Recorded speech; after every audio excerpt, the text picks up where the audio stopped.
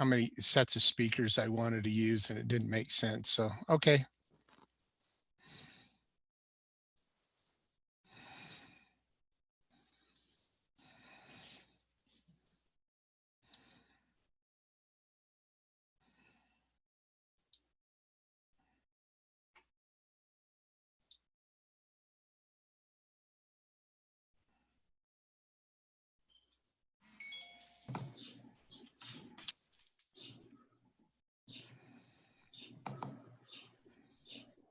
You know, I was supposed to be at Frozen in 2 hours.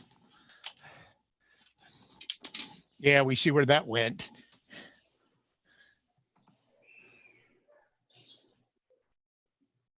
And we'll get started here. It'll be a minute or two late. We've got a lot of participants showing up just now, so it'll take a second to get everyone ready. But as soon as we are, we'll go ahead and get started.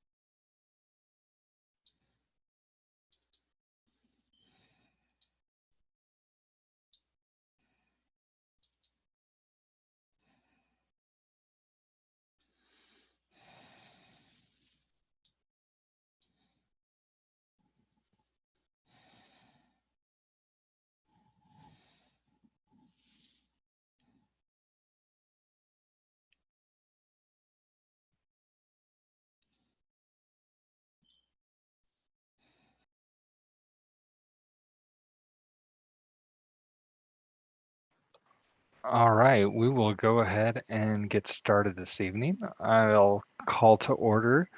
Let's see here if this will move forward. I'll call to order the City Council, West Jordan City Council meeting and combine with the Planning Commission this evening on Wednesday, April 29th, 2020. All members of the council are present with the exception of Council Member Jacob and Council Member Lamb. Actually, there's Council Member Lamb.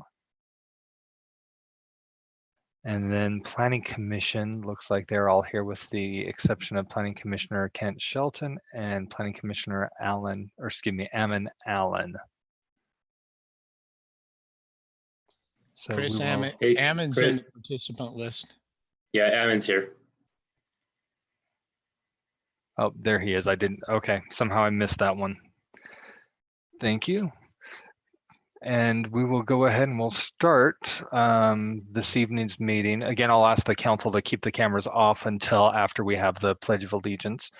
But we'll start with item number 1, which is a motion to allow electronic participation. Councilmember Green, do I have a motion? You have a motion to approve electronic participation in this meeting by the mayor, the staff, the members of the Planning Commission, those listed on the agenda, and any called upon by the council chair. All right, I will second that.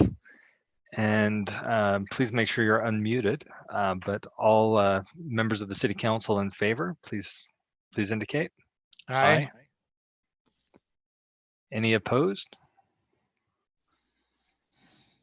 I only heard 2 voices in favor. I'm assuming the rest were on mute, so I'll assume the motion carries. Aye. Thank you, Councilmember Pack. Next item will be the Pledge of Allegiance, and I've asked if Mr. Anderson would guide us in that pledge this evening. Thank you. If everyone would please stand and repeat the Pledge of Allegiance. I pledge allegiance to the flag of the United States of America and to the republic for which it stands, one nation, under God, indivisible, with liberty and justice for all. Thank you. All right, thank you very much. So we will jump right into our agenda tonight. It's one item that has 3 topics. So tonight's work session, we're going to be discussing primarily the West Foothill Zone, accessory dwelling units, and if time permits, the moderate income housing plan. So with that, let me stop sharing and we'll turn it over to Scott Langford. Thank you, Chair McConaughey. Thank you for taking time this evening. This is going to be a fun experiment where we have so many participants, but these are very important land use issues that we would love to get the feedback from the council and the Planning Commission on. If you recall, regarding the West Foothill Zone, this was presented by staff and Ivory Development several months back now. It was presented to the Planning Commission. They forwarded on a positive recommendation to the City Council, and the City Council reviewed this, had some concerns specifically about the proposed residential density component of this new zone. And as we try to find potential common ground to move this forward, the chair of the Planning Commission, Matt Quinney, wanted to put this on as a general discussion item in this type of forum so that the council, the commission, and staff can talk about this proposed zone and specific the residential component and density proposed in this. So I don't know if Larry or Alan has the slides for this. I do, Scott. I have those. So if Larry could be allowed to share his screen. And then if it's okay with the council, turn some time over to Matt Quinney to ask a few questions.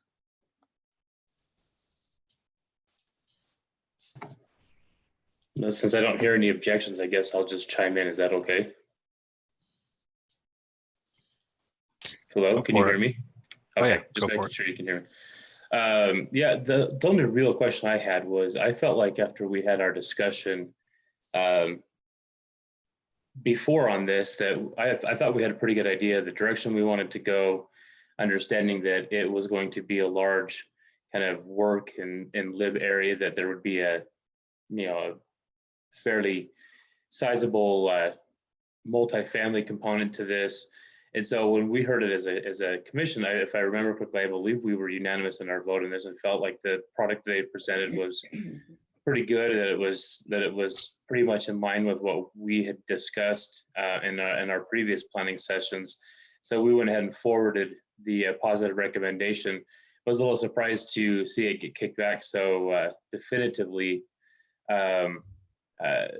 in opposition of what we had thought. So I think my question, and I hope I speak for the rest of my planning commissioners, is that we wanted to know where the disconnect was on that, why we were so far off of what we thought we were aiming for as a planning committee, as a land use committee, kind of where we were off base on that, and so that we know the next time when this comes forward what exactly we're looking for, and we can kind of give direction and be a little bit better prepared for the next conversation.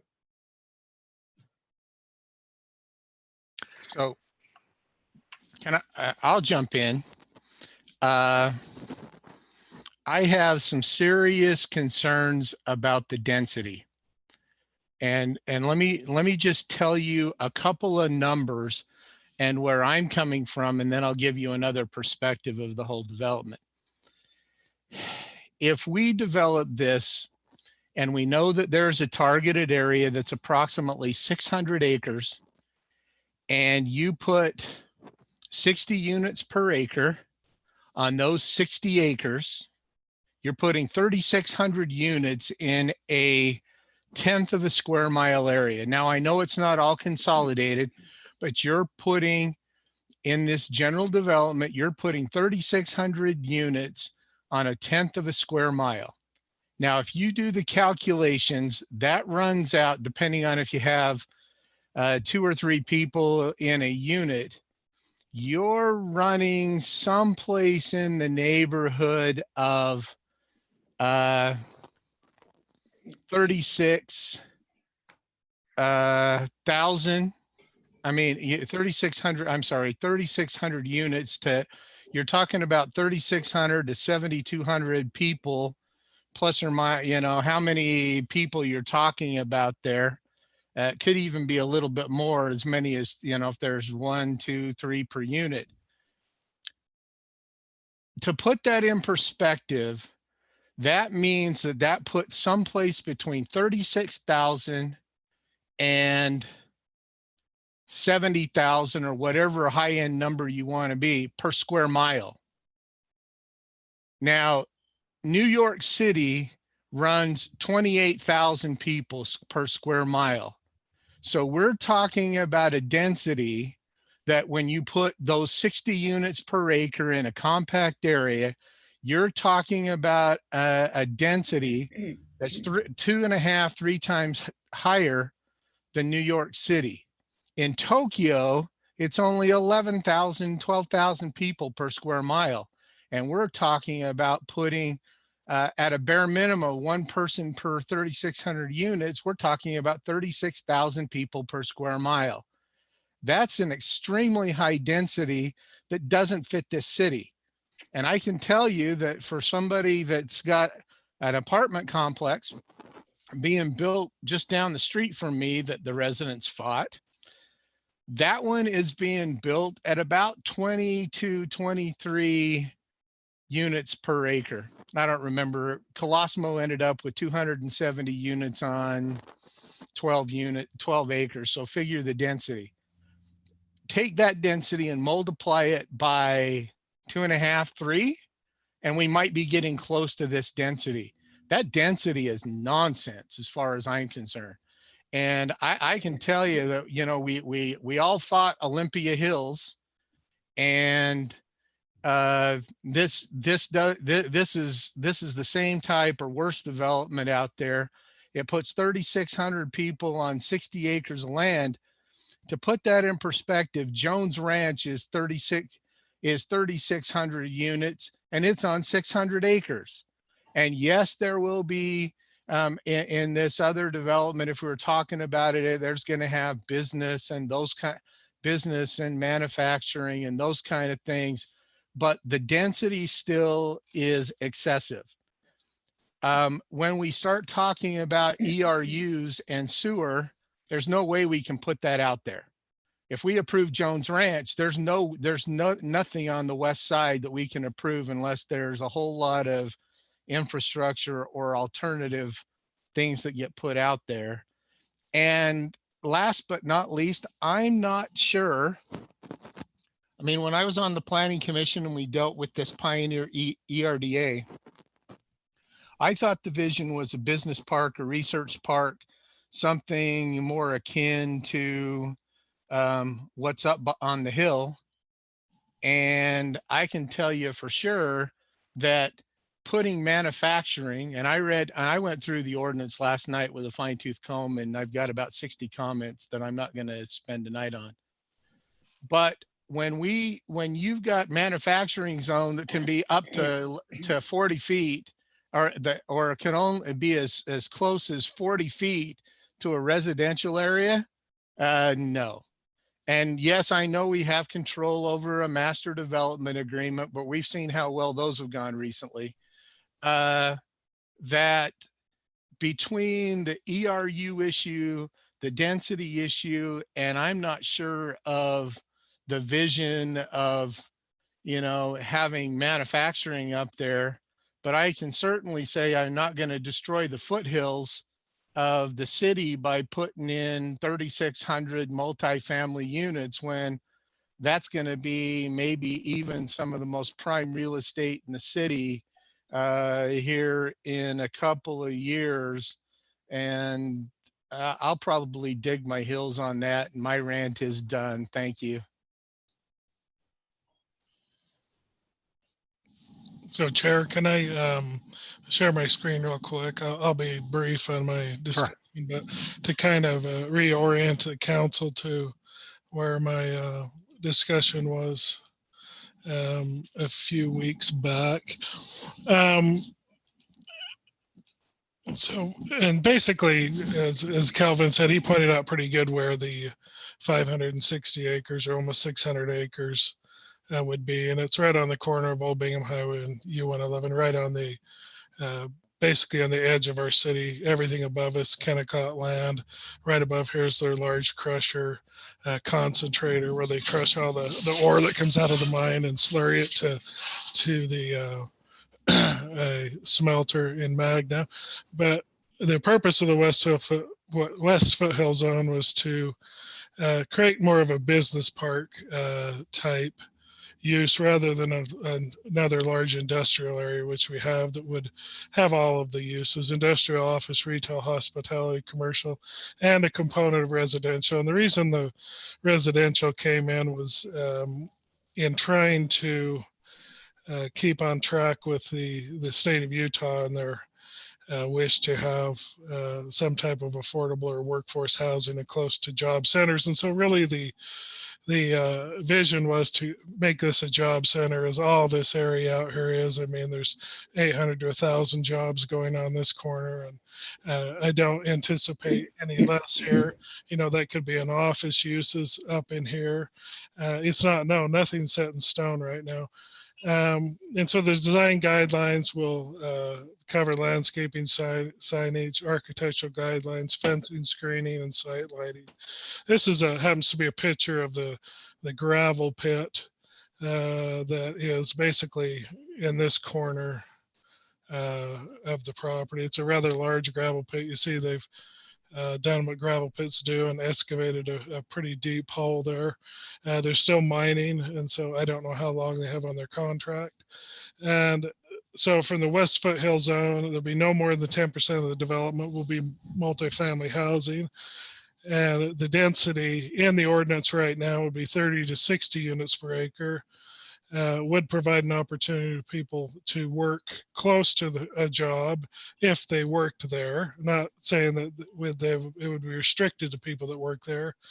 And the amenity package would be similar as other planned developments in the planned community zone. And then finally, from the last meeting, here's some questions that as staff I'd like to answer. You know, the first one is, do we scrap the whole ordinance? Is the idea even something the council wants to entertain at this time? So what reasonable language could be added to the ordinance to ensure that the residential is not built first? Or when should it be built? With what phase? You know, the second bullet point, are there merits to this type of zone that mixes uses in this way? And to get back to Kevin's point, what is a residential density that is acceptable? You know, I don't know, 30 to 60 units is a lot. That's high. But what is an acceptable range that the council could live with, even if they wanted to have residential in this zone? And would it be beneficial if there are identified general locations where the residential could be built, commercial could be built? So those are just some of the questions that as staff I would like answered from the council and planning commission tonight on this discussion. Council Chair Brian Prince from Ivory has asked to speak, but I don't know, that's up to you and the council and planning commission whether you let him speak at all. So anyway, that's all I've got at this point. So. And it would be also helpful to let the council and the commission know that Ivory Development is listening in on the meeting, and as called upon, they're happy to provide information or answer questions. So I just wanted to make you aware of that. Just a quick comment. I would prefer not to have residential out there. I feel like we currently, and have planned for more residential out in that area, it would be nice just to have this as a business park. Just my 2 cents. So I'm also not, I'm not really in favor of residential out there. And I think we're talking about an ordinance, not a project. So I'm not sure that it's appropriate to have Ivory chime in. So a couple thoughts. First of all, I appreciate Ivory being here and available for questions should they come up. Since we don't have too many opportunities to speak with the City Council and Planning Commission, I really want to try to focus the meeting on the communication between the two groups so that we can be on the same page, so that we don't have similar issues pop up again. But if there's a need, we'll definitely keep that in mind. To kind of throw out my thoughts, my vision for this area is kind of filling some of the gaps that we're missing as a city right now. We have these beautiful foothills off on the west side of the valley that have a ton of potential. And I would love to see us do something kind of like what's been done up at Research Park by the University of Utah. You have a lot of different uses up there, but they're primarily complementary to what we have in the rest of the city. Right now, West Jordan's known as a bedroom community because there is so much residential. There's not that much commercial. There's not that much office space. Retail, we're doing okay, but we're still far behind many of the others. So trying to see what we could do with these foothills to do something unique and something that would really set West Jordan apart. When we had our meeting with the Planning Commission, this was maybe 2-3 years ago, the idea of what could we do to entice some larger corporations to build their corporate headquarters off on this side of the valley. My father years ago used to work for Huntsman up kind of in Research Park up by Red Butte Garden, and you've got this beautiful view of the valley. You've got quick access to trails. It's a fantastic location for offices. We don't have too much as far as that, so I would love to see something that helps complement the residential part of the city that we already seem to have quite a bit of. Yes, there's an outcry for more residential throughout the valley, but I don't think West Jordan needs to fulfill all of that. And I want to make sure that things are done in balance. I'm not opposed to residential, but rather than answer the question directly saying, how much would I be open to? I mean, I'll tell you a minimum of 30 units per acre is, that's a non-starter for me. But if there can be a proposal put together to say, this is how the ordinance will fit that vision of the west side of the city, fulfill the vision for the west benches, I'd be happy to listen. So hopefully that kind of helped articulate what I'm imagining over there. And if we see something that helps bring that to life, I would be more than happy to listen. The other thought that I had is I'm a little bit leery of another overlay zone. I'd rather see us pick a route and commit to it, whether that's the form-based zoning that we had talked about. This is an actual zone. It's not an overlay. So okay, I feel a little bit better about that. But that was another concern. So if that's the case, then I'll leave that to the side. But However, the numbering, because it's 13.6 K, which by the way, K is the interchange overlay zone, if I remember right. Just the numbering on the draft ordinance makes it an overlay zone, by the way. I'll just throw that out. Yeah, that was my impression when I had read that, and I was a little concerned about overlay, but we can fix that later. Other comments? Yeah, and it started as an overlay, but then we changed it to an actual zone. So then that would be repaired before it ever got to the council for approval. So. And then point of clarification, Jones Ranch is 2,900 units, not 3,600 units over about 600 acres. So. Okay, well, it's Woods Ranch that's down the street that's 36. So Woods is just a shade over 3,000. I think it's 3,012, something like that. Yeah, I thought they were going higher, but that's still plus or minus. We're still talking about 6,000 units on the west side, and we're not balancing that. I agree with Chris. We're not balancing that with other uses. 6,000 units out there, and then we want to add another 3,600 because no developer is going to keep it at 30 at the minimum 30. They'll all push it to 60, And so we're talking 3,600 more units out there. And, you know, 3 developments and 10,000 units is not where I really want to go on the west side. So Quick call out for the minutes. Councilmember Jacob has joined at 5:52. Greetings, one and all. All right. Are there additional questions on the West Foothill Zone? Okay, so as I'm looking through this and listening to what you guys are saying, and I'm reading back through the minutes from our meeting, if I remember correctly, there was well, I mean, this came from the city officially, so there was a recommendation for an approval, et cetera. But as I'm looking at this, you know, we've got part of the ordinance written that 10% of the 600 acres could be potentially multifamily. Can't we just change that number and say, hey, based on this new zone that we're creating, it's not 10%, it's 1% or whatever number we want that to be?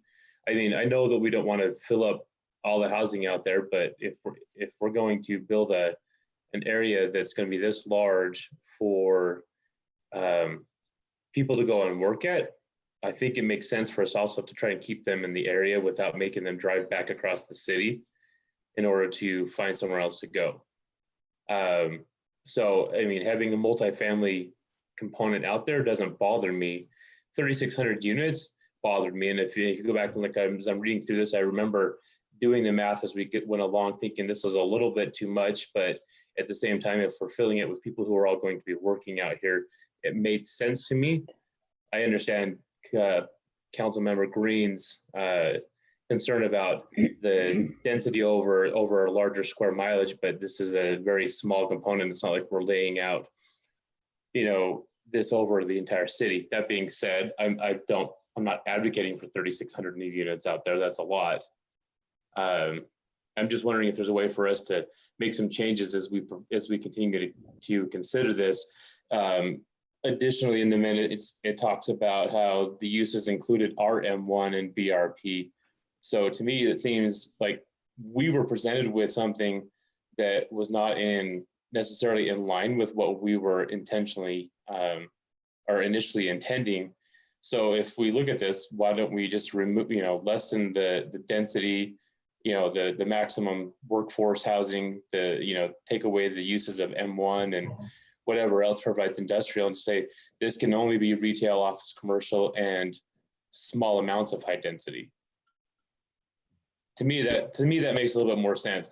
I think just saying we don't want to have residential out here, unless it's just a blanket statement, doesn't make sense to me. Because if we're going to build a research park out that way, we've got an Amazon building out there. We need to provide housing for the people who are going to be working at the corner of 90th South and U111.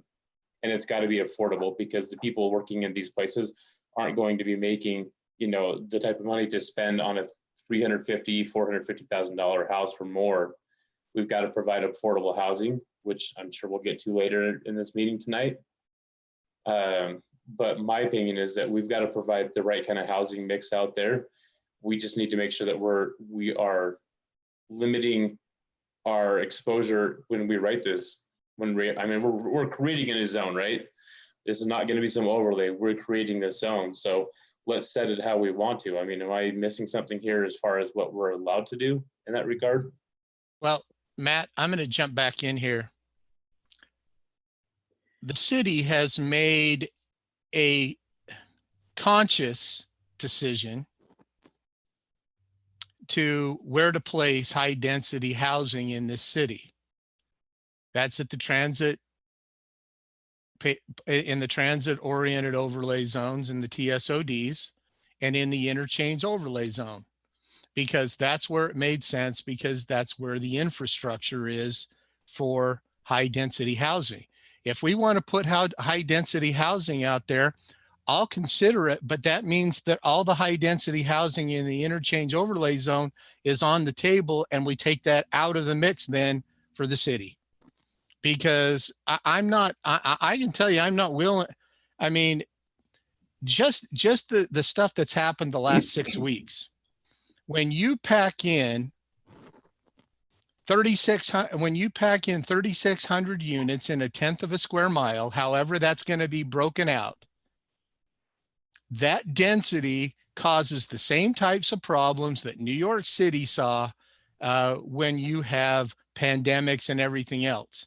And I think even after the last 6 weeks, it would be irresponsible for us to say we're going to pack in that kind of high density. If we want to set aside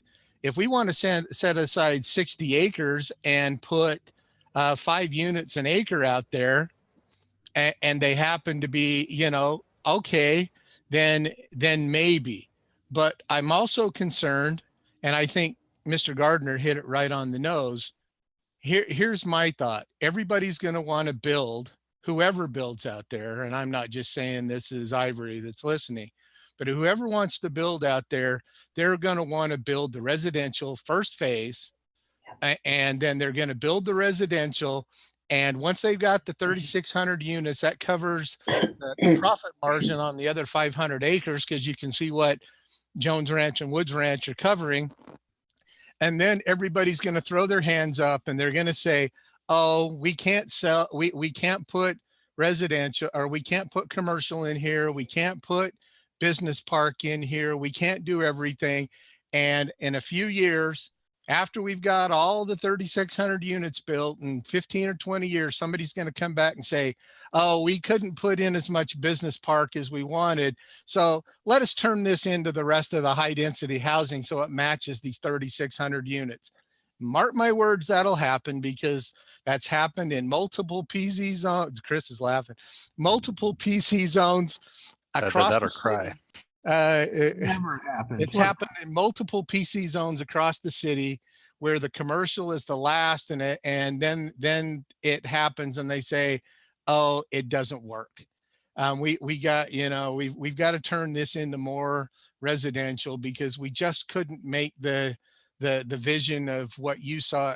And so if that means holding out, and if that means patience until we can get the right thing out there, I'm okay with that, because it to me, putting that many people next to each other in those kind of developments, I think it's even more irresponsible than it was 6 weeks ago. So I'm going to reiterate what Kelvin just said, and also go off of what Chris just said. In building a nice looking research park out there, I'm not 100% sure. It's Lake Park, I think, out on Bangor, where you've got Discover Card.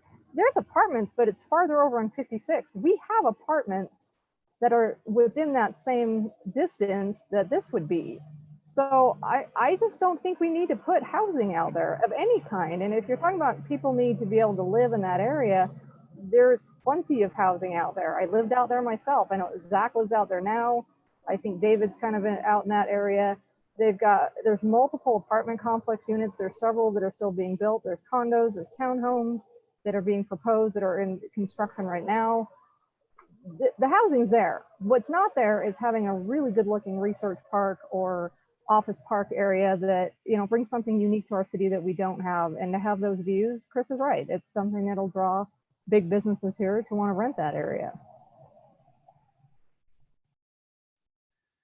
So then we either need to amend the number of units that are going to be allowed, or completely take it out, right? My question is, Kelvin, you'll remember last year when we were having these conversations about the IOZ, I was 100% advocating for putting IOZs in along 111, right? This is definitely one of those areas that would qualify, in my opinion, for an IOZ. However, if we don't want housing, and I understand completely the reason why we wouldn't want housing out there, so we can hold out for the highest and best purpose, then we need to remove that completely from the language of the zoning, so that when someone comes out and looks at this, they're not thinking, okay, let's figure out how we can get around this. If I buy this, it's because I know I'm going to develop a research park. Can you hear me? Is my mic working? Yep, you're on. So my only question is, and I wasn't on the planning commission or on the city council when this was zoned, isn't it already zoned for a research park? Yeah. Okay, thanks. We actually had a committee. We formed a subcommittee. I can't remember if I was on the planning commission or the city council. I think I was on the city council. Chris was on the committee, I was on it. We had 3 planning commissioners. I know Nicole Luthi was on it. I don't remember who the other planning commissioners were that were on it. But we had 3 council members, 3 planning commissioners look at that side and kind of come up with a recommendation for the council and the planning commission to adopt, which they did with slight adjustments. I think once we kind of hammered out a recommendation, then once the city council got a hold of it, as we often do, we tweaked it just a tad and then voted on it. And that's what we voted on. And it just seems like, wow, what a wasted effort if people are going to come in here and propose whatever the heck they want anyway. So point of clarification, it's on the land use map is Research Park. A portion of it is, but it's zoned A20, so it's still an agricultural zoning. So Valid, The valid current point. zoning, but the future land use map is, yeah. Yeah, the future land use map is what we really looked at, right? Figured we'd wait for the zoning to figure out what fit that future land use map at the time of the application. Not to change the future land use map and the zoning from what we decided on.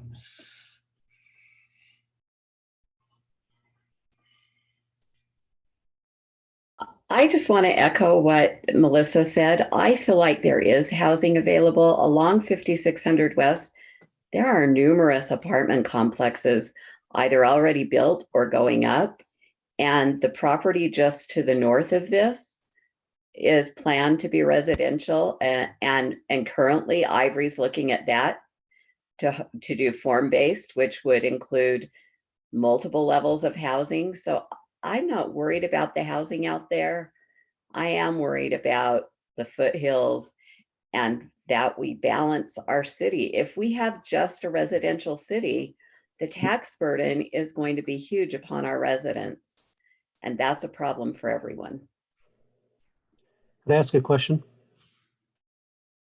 As the Planning Commission was looking at this, we discussed the value of a walkable community and having people living close to work. Could somebody address that question?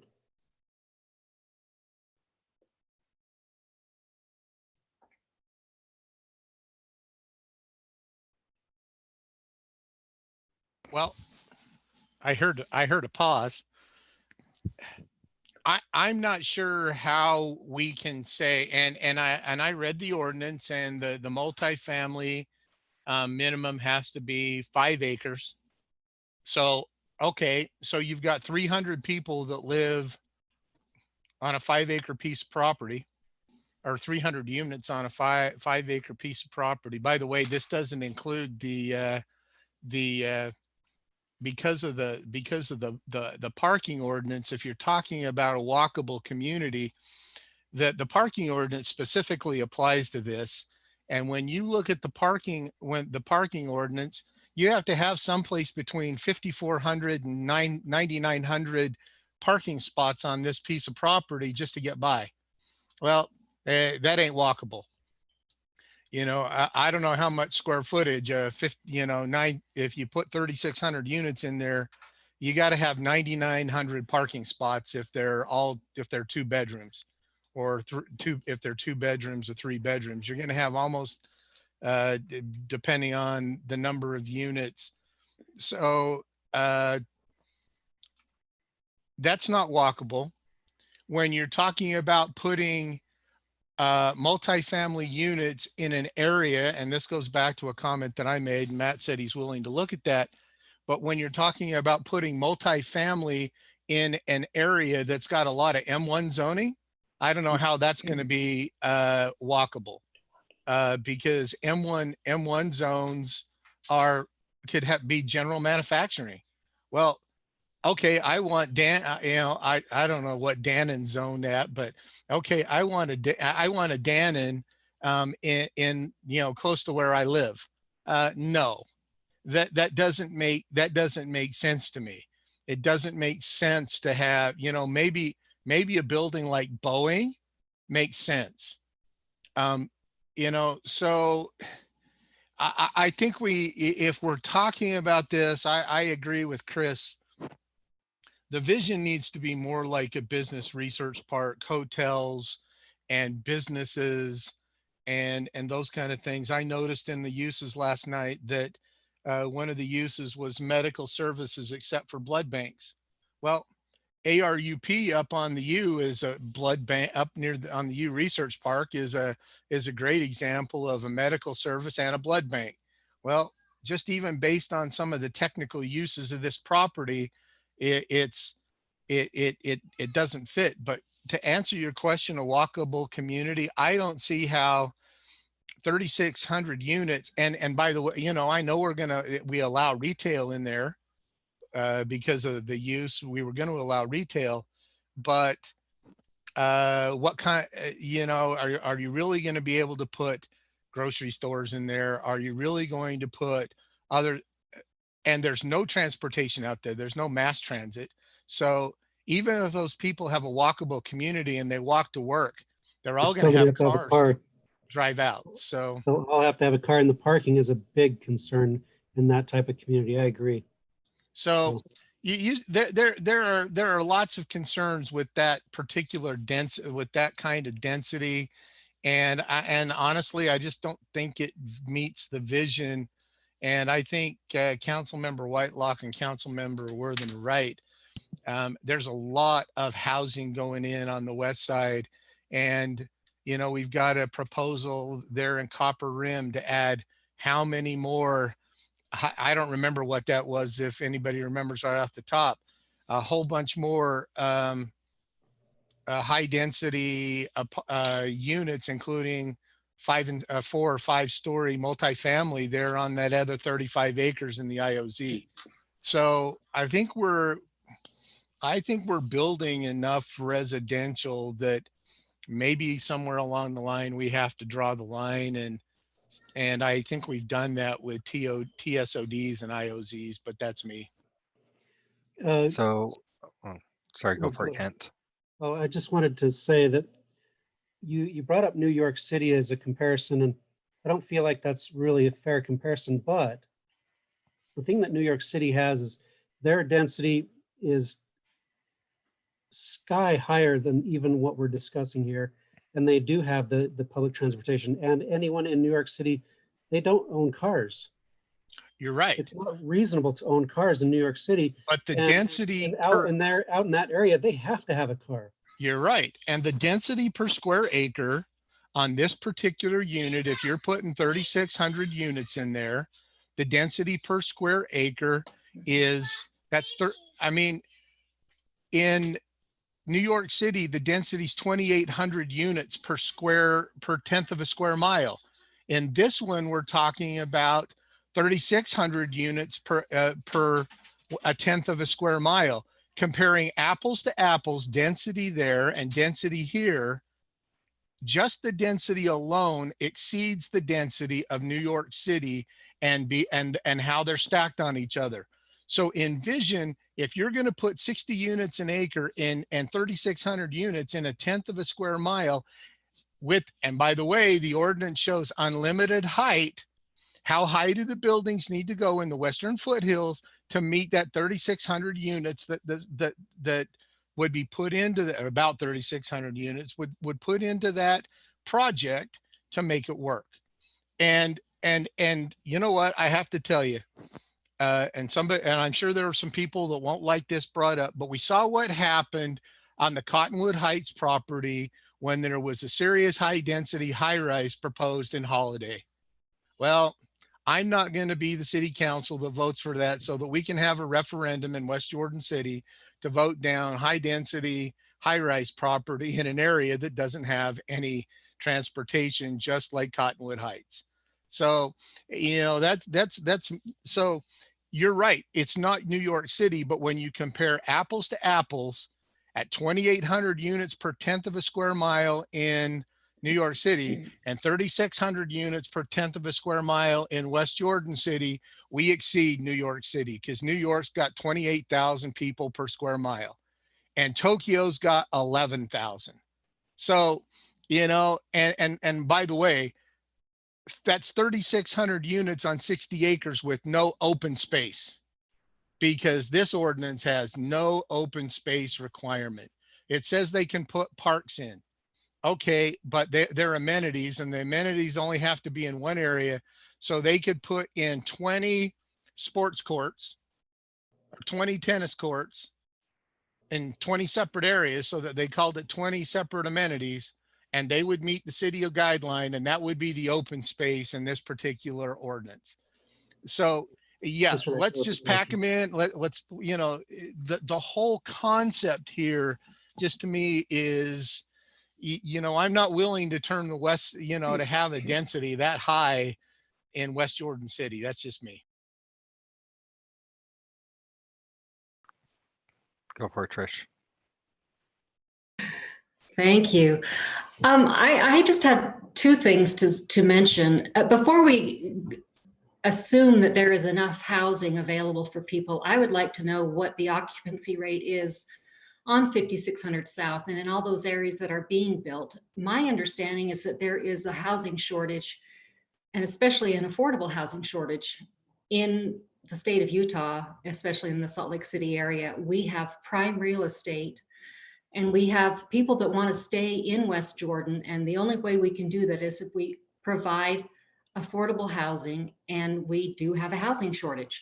So before we assume there's plenty, I'd like to know what occupancy rates are out there, and are people able to afford living out there? Is what we have already enough, or are landlords looking for renters, or they have a wait list that's, you know, 100 people long? And then I'd like to go back to Larry's statement, or his question is, what would you like to have? Assuming we do put some housing out there, what is acceptable? Like where's your maximum, or, you know, where do you draw the line? Thank you. I don't want any. I mean, that's where, at least in this particular research park, you know, when you say research park, I just would prefer not to have any density, any housing out there whatsoever. Let's make it a research park. Let's make it about business. It's a lake park out there up Bangerter and 21. Nice. It doesn't have that. It has apartments over on 56, and we would have apartments over on 78, which we currently have in Saratoga Springs. No, not Saratoga Springs. I can't remember the name of it, but I mean, and there's others that are coming in, like Kayleen had mentioned, there's some down the road on 56, there's some over by Dannon, and there's a lot of proposals coming in with lots more coming. So let's make it a resource park and make it good. So I'm 0. If we're taking a poll, I'll go ahead and chime in. I think what is in Cottonwood Heights is a great example and something to shoot for. What's in Knutson's Corner. It's a nice office research park.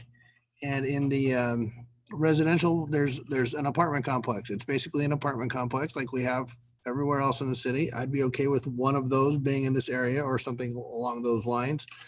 And it is essentially it's probably 12 units per acre, something like that, maybe 15. It might even be 20, but it sure as heck ain't 60.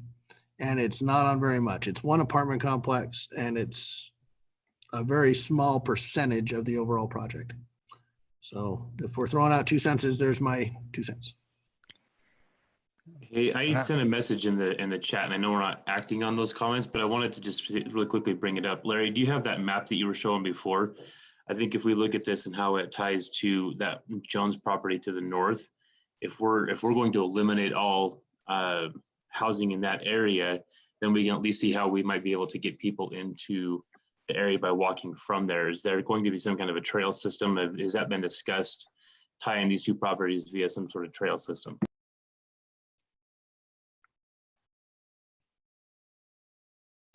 And trails haven't been discussed at this point. So Jones Ranch would be over here. So it's anticipated the Bonneville Shoreline Trail runs basically along this corridor. So there would be a trail system linking up to the linear trail along here at this point, and then goes farther into South Jordan and Harriman. But, you know, that could be years out before that's constructed. So. But there is one on an overall master plan. It's called the Bonneville Shoreline Trail. And it doesn't follow exactly along the boundaries of this. Sometimes it goes up in here, and sometimes, you know, it's wherever the shoreline has been identified. Thank you. Speaking of that, I know there is another developer out here on the west side that is interested in creating a kind of regional trailhead system through, past the top end of the Sycamores, through the Wood Ranch and the Jones Ranch, and kind of linking it all together, tying into maybe the Mountain View Corridor Trail to bring the east end of that all together. Just something to throw out there. It's something I'd like to look at in a master trails plan in short order, hopefully. Yeah, I've been talking to them also, and so that would be a great amenity for the west side of the city. There's no doubt. I have that big loop. It'd be a miles long loop, but it'd be a great amenity. Yeah, it would be awesome for cycling or for long runs, that kind of thing, trail runners. It'd be great with, obviously several intersections with roads and things, so shorter distances are possible too.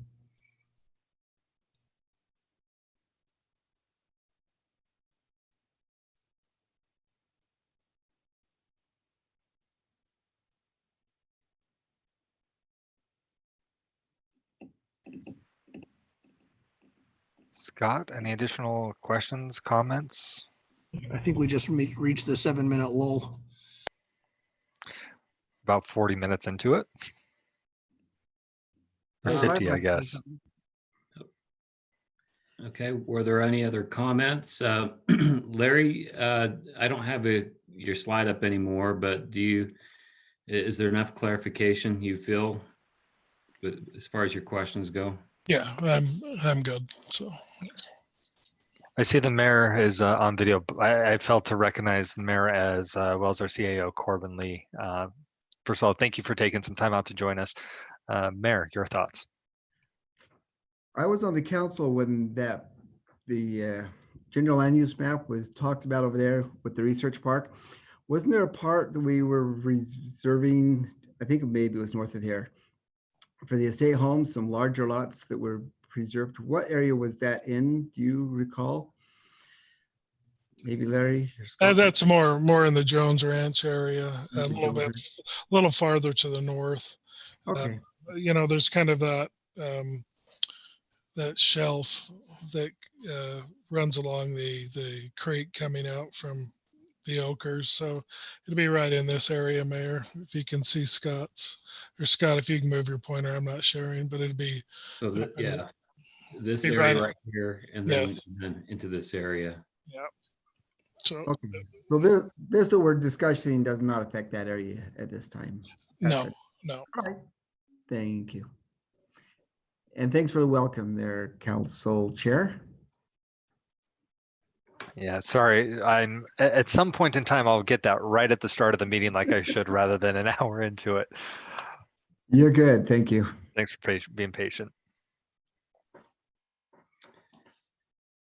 Well, Chair McConaughey, if it's okay, and if it's all right with the council, we can move to the next topic. Is that all right? Okay. Well, that was too easy of a topic. Let's get let's get to a little more challenging. Accessory dwelling units. So let me share my screen. I sent to the commission and the council at 6 o'clock. If you want to check your email inboxes, I sent some directions or instructions on how to access some interactive poll questions for this topic. So it's also in the Zoom chat for panelists only. Perfect, thank you. You won't be able to copy and paste, but at least you can see it and type it into a web browser. Right, so go to pollev.com on your smartphones. Hopefully you've got a separate smartphone in addition to your computer or iPad or other device you're watching this Zoom presentation. You can do it off of one device. That's just easier if you have two. So while you're doing that, here is a intro just to see if you can log in.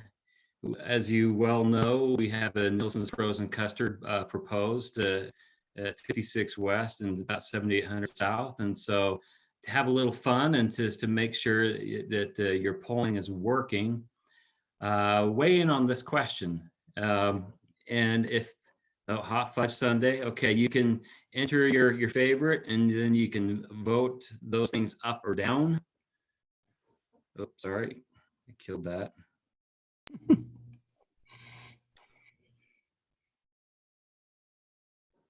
There we go. Oh, that's hard. So fantastic. So for those of you, this is just a Zoom tip. If the video feed is covering up part of the slide, you can exit full view, and it should place the speaker, the panelist pictures along the top of the screen. Is anybody having technical difficulties? Or just getting hungry? I'm getting hungry looking at this list. This is just way too fun. Okay. So no technical difficulties. That's great. We'll move on. It looks like Lemon. I didn't expect Lemon to get to the top. Sorry, hang on. There you go. All right.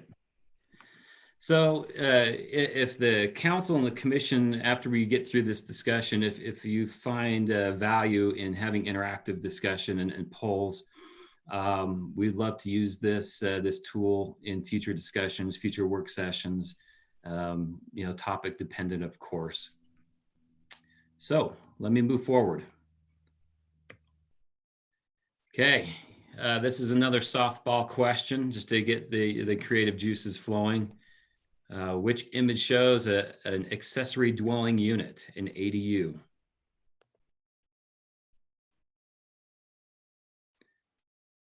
And this is also a good practice that if you change your mind at the bottom of your screen, you can cancel your vote and vote again. So looks like you guys are getting the hang of it. Okay. With as many participants as we'd have, we need to get numbers a little bit higher than that, but The question is incomplete. There needs to be it depends. Not enough information. It depends on who's living in them. Silly. Very good. Okay, Councilman Jacob, that's a good segue into the next. And I hope that as we go through some of these more specific questions regarding ADUs, that all of you log in and register a vote.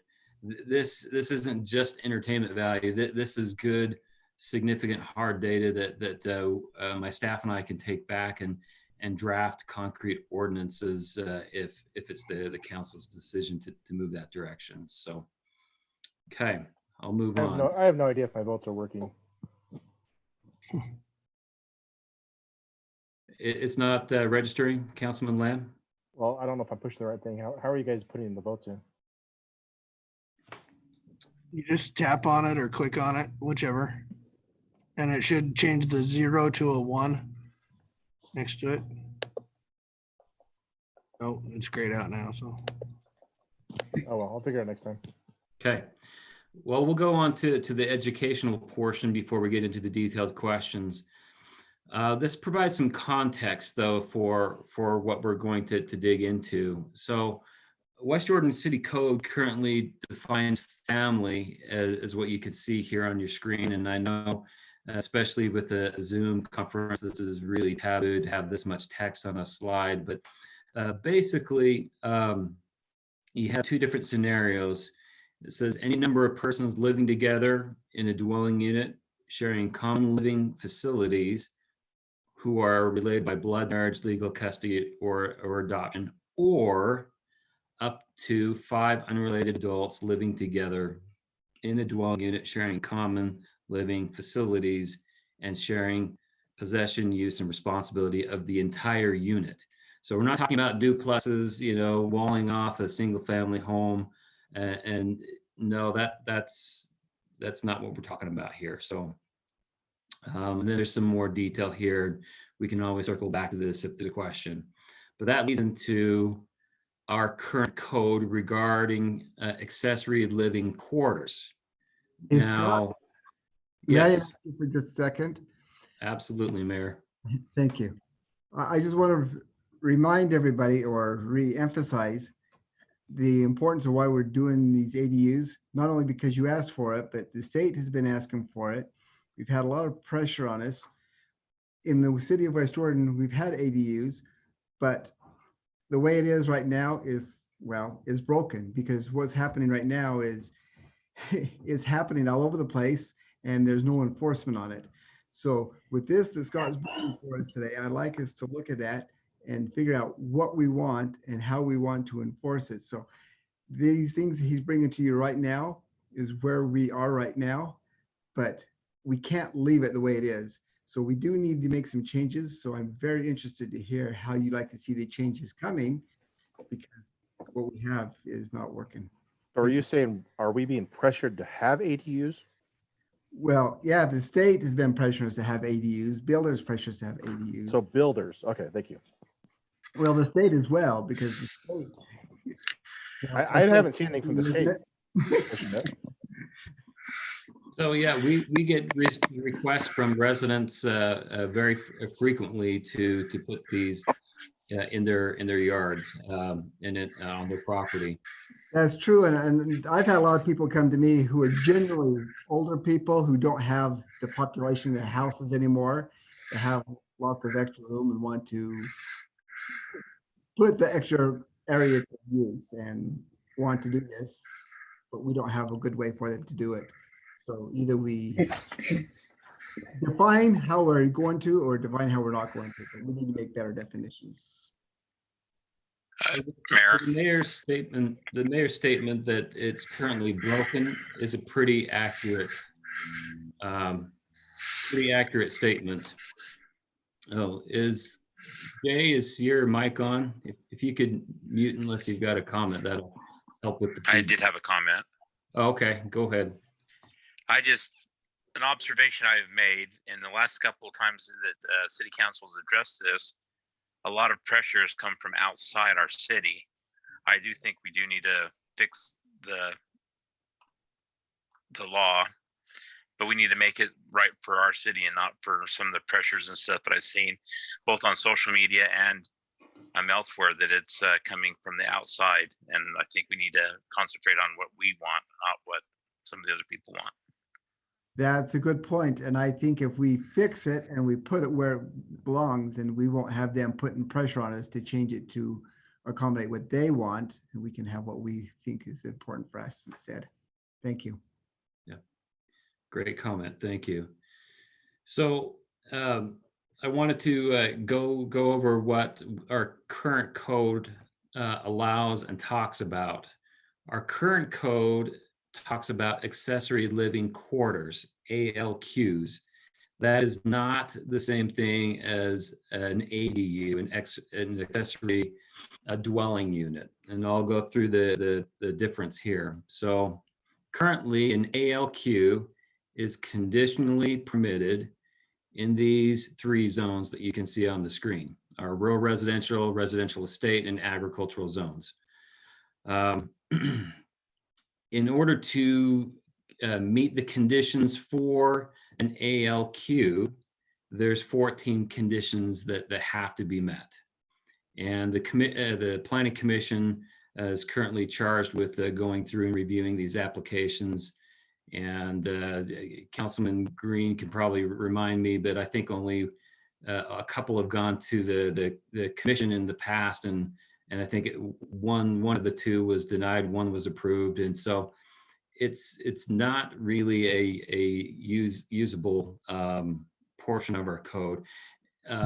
With the main reason being this definition. So here's the definition of an ALQ. It's an area detached from the principal dwelling unit, provided for guests, relatives, or domestic employees of the occupants of the principal dwelling, which may include cooking, sleeping, sanitary facilities, and which is not leased or rented except to family members related by blood, marriage, or adoption. And you can recall that definition of family.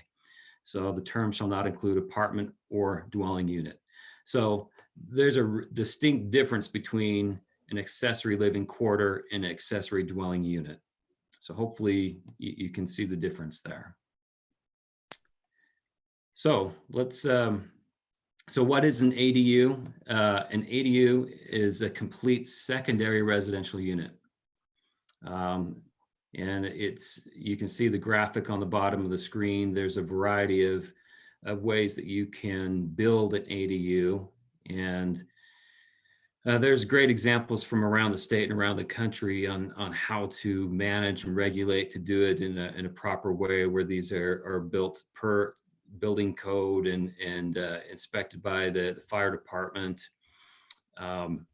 But hopefully this will gives you a good idea of the difference between an ADU and an ALQ. So let's get into it here. What words come to mind when you think of an ADU? And it works better. This is kind of a word cloud. So start typing in, go to your Poll EV, and this will give us this will get the creative juices flowing.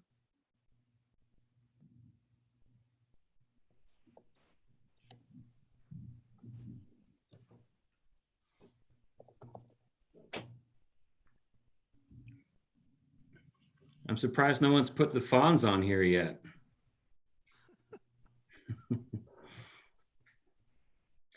And again, all of these responses are being recorded, and this is, yes, it's a fun exercise, but there is a lot of use that comes with answering these questions. I'll pause while you're doing this. Any questions so far?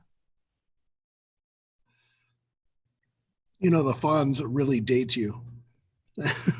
Hey. Not that old. He's seen the reruns. Well, yeah. Whatever. We know that he watched it when he was 10. Mm-hmm. I hope the Fonz isn't dating him. That would That make would be Scott's wife mad. Oh, Oh. that's awkward. Things just got weird. Okay. Yeah. When you say the Fonz, the thing that's coming to my mind is Barry Zuckercorn. Oh. Okay, I think that gives us a good idea of just things that are associated with ADUs. As we move through a lot of these questions that I've got in the coming slides, I'm using here. I'll go to this. I'm going to be using our ALQ condition requirements as kind of a baseline, in addition to some of the other codes that our neighboring cities have used.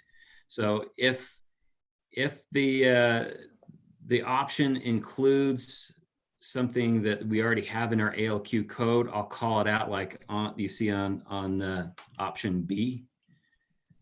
And if you have questions or concerns about the slides or the question being asked, let me know, stop me. But I'll kind of count out how many responses I still can't respond on this thing. Where do I need to click to respond? Like I click on C, but it's not doing anything. Am I missing something? So you're on Poll EV. Did you use the login with my name? Where's the poll? So go on your mobile device and Candy Crush, man. go to pollev.com, Councilman Lamb. It's in the chat. Do you see that in the chat?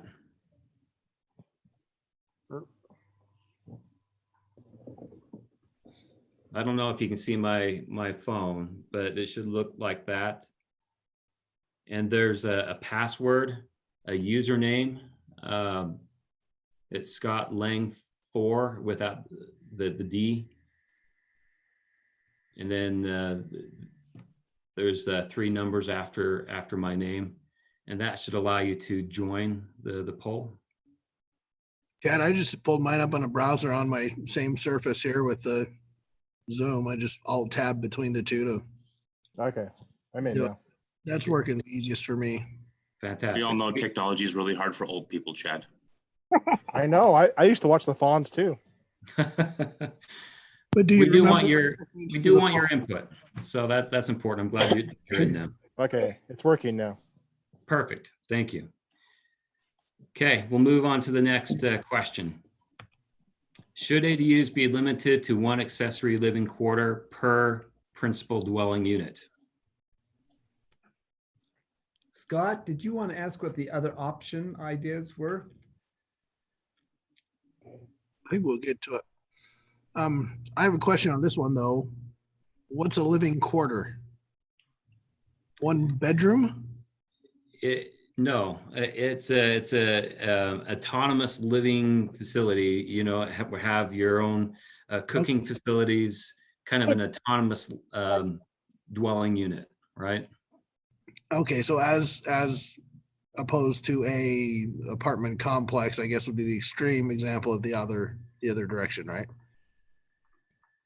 That would be an extreme. Yeah, that's composed of multiple living quarters, I right? would build an apartment complex on my backyard. No. Okay. Sorry, I said the A word. And then Mayor, sorry, you had a question? Well, on the previous slide, the last option was, it had other listed on there. I'm just wondering what we want to put on, what is the other? What ideas did they have that was not included? Yeah, great point. Yes. Which zones should ADUs be allowed? So we've got that. Yeah, for those 4 individuals, yeah, we would like to hear what you're thinking. So mine was one of them. I don't want necessarily, well, this might be too granular. I'm okay with it in residential, but I want to make sure that there's a lot size requirement. If you try and do something like on an R1, with like 6,000 square feet, yeah, no. What But if about you've got 12,000, yeah, sure. What about a basement apartment in R16? So wouldn't a basement apartment kind of work? Potentially. I'm not so concerned about the lot size as I am the parking space. As long as I have off-street parking. And we've got questions regarding parking for sure. That is a pretty important part of this type of use. So did we hear from all 4 on option D?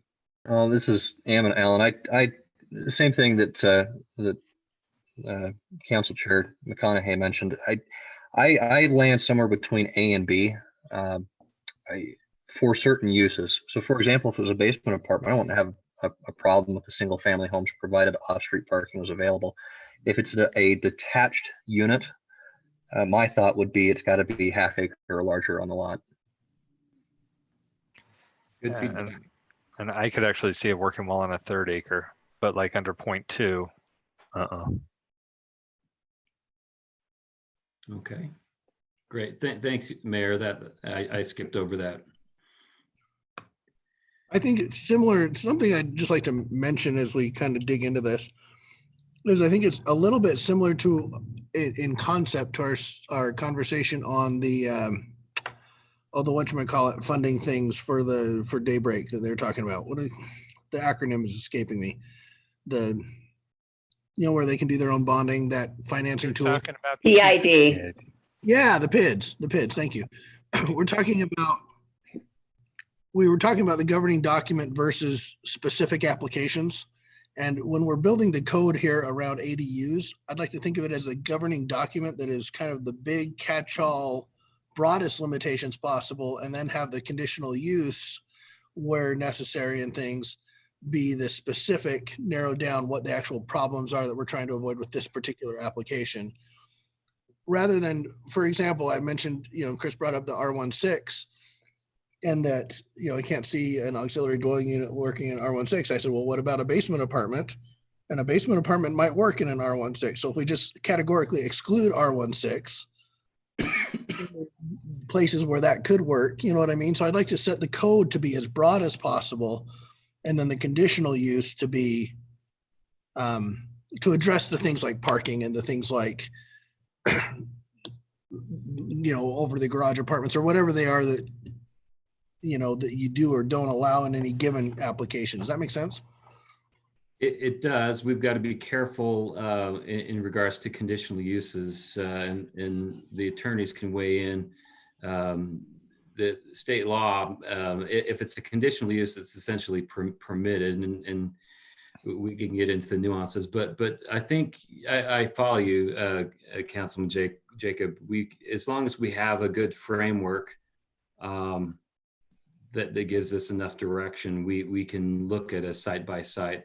And that's one of the questions that we'll see coming up is that, should this be a permitted use in the zones that the council picks, or should it be a conditional use, right? Yeah, one other piece of that is you can address a lot of what would be conditional uses in the nuisance ordinances as well.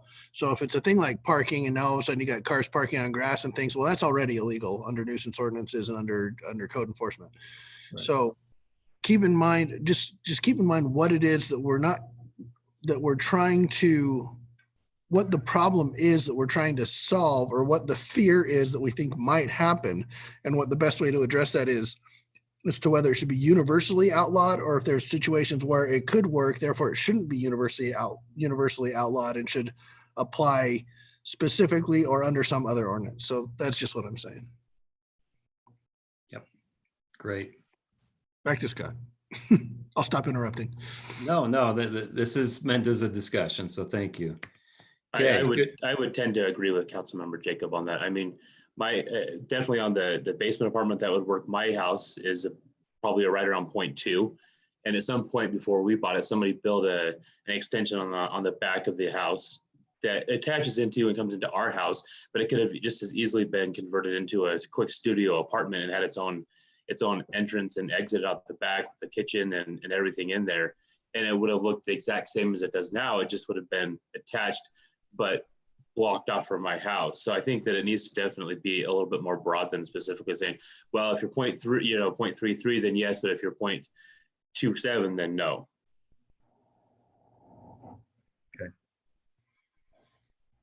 Okay, our current ALQ code only allows these conditionally on 40,000 square foot lots and larger, so basically an acre.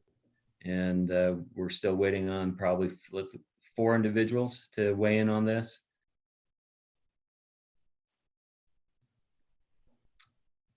So it sounds like we're open to looking at an alternative, a smaller lot size, if certain conditions are met.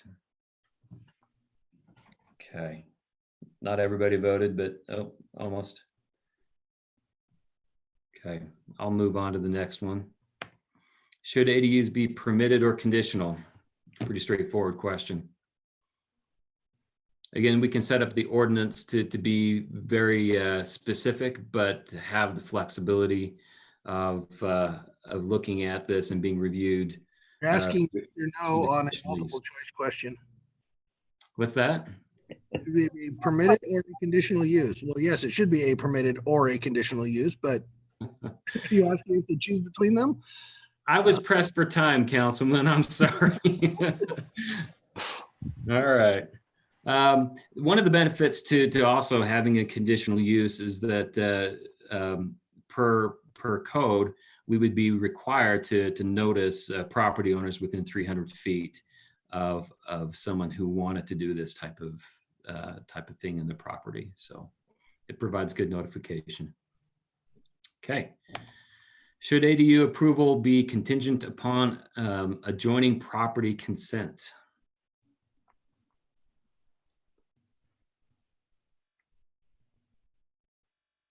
Okay. Good. I would agree with the majority here. We could get into some real significant property rights issues, and it's just my opinion. But while I think it's important to notice adjoining property owners, you could have some ornery neighbor that could just stonewall you for no good reason. So, okay, thank you. Should ADUs only be permitted in conjunction with new developments as part of an approved master plan, such as a PC or PRD? I threw this in because this is kind of what we heard from the council last time we brought this to a work session. So, okay, perfect. We hear you loud and clear. That's great. Should all properties within an ADU or with an ADU record a deed restriction on the property indicating the restricted uses and conditions of the ADU? Does that give us extra leverage for enforcement? I believe it does. This is a pretty common thing as I've looked at other ordinances. And it provides an extra thing that we can point to if conditions are not met. So this is definitely an enforcement type of condition that we would include in the code. Well, that it makes sense here on this particular one. If somebody decides to sell it, and we've all seen the real estate ads that say great house in a great neighborhood with a mother-in-law apartment. If the people know what the restrictions are on that mother-in-law apartment going in, they will they're on fair notice about what they're buying into and what they have to maintain that the city could come back and enforce. So I think this is as much to the city. I think it's as a protection to future buyers of the home, because they'll know what they're getting when they buy it. So I like that idea. Okay, great. Akin to the last question, should approval of an ADU require an affidavit from the property owners stating that the ADU will comply with all of the restrictions, conditions, etc.? While the other one protects, future buyers of the property, etc., that Councilman Green explained, this would allow us to quickly go and enforce any problems on the property. Okay, great. Should the owner of the property be required to live on site, either in the principal dwelling or in the accessory dwelling? This is a pretty common requirement in a lot of ADU ordinances. So because we're kind of split on this, I'd like to hear some opinions as to why you voted the way you did. One of the main reasons is the upkeep of the property. If you're living there, you're going to maintain it a lot better than being a slumlord. That's exactly. And that was kind of my opinion too, is that if you're there, you're invested in it, and you're not just creating apartments in single family neighborhoods. I'm not in favor of having apartments in my single family neighborhood. Now, if my neighbor wants to have her mother live in the backyard, I'm good with that. But I want the owner to have to reside on the property. I've got a home in my neighborhood that is just trash, and it's a single family dwelling that's been rented out for years, and it looks terrible. I can only imagine how much worse it would be if there was two families living there. Well, see, and this goes to the point that I was trying to make before, that having your property look like trash is already a code violation. So if the property's getting out of hand and it looks like trash and it's a code violation, it's a code violation. Cite the owner. Go ahead and cite them.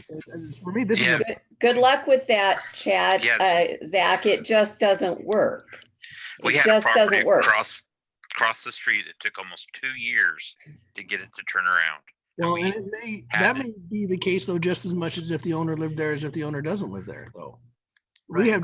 Well, I think it's easier if the owner lives there though. Well, it may or may not be, but what I'm saying is you can have, again, here, you can have an owner who owns a property who rents it out to two different families, or a family and then a single person renting the basement apartment. And you can have those where there is no problem. That can exist with no problem. So if it can exist with no problem, why outlaw it for everybody instead of tackling what the problem is? I wholeheartedly agree here. Dave Pack here chiming in that if you have a Rambler single family house you could theoretically rent the top and the bottom because they would be private. You've got a private entrance on both levels. And if it's approved to have a rental, why not have it be approved to have 2 accessory dwelling units? I don't think that it's mandated that the owner be on site.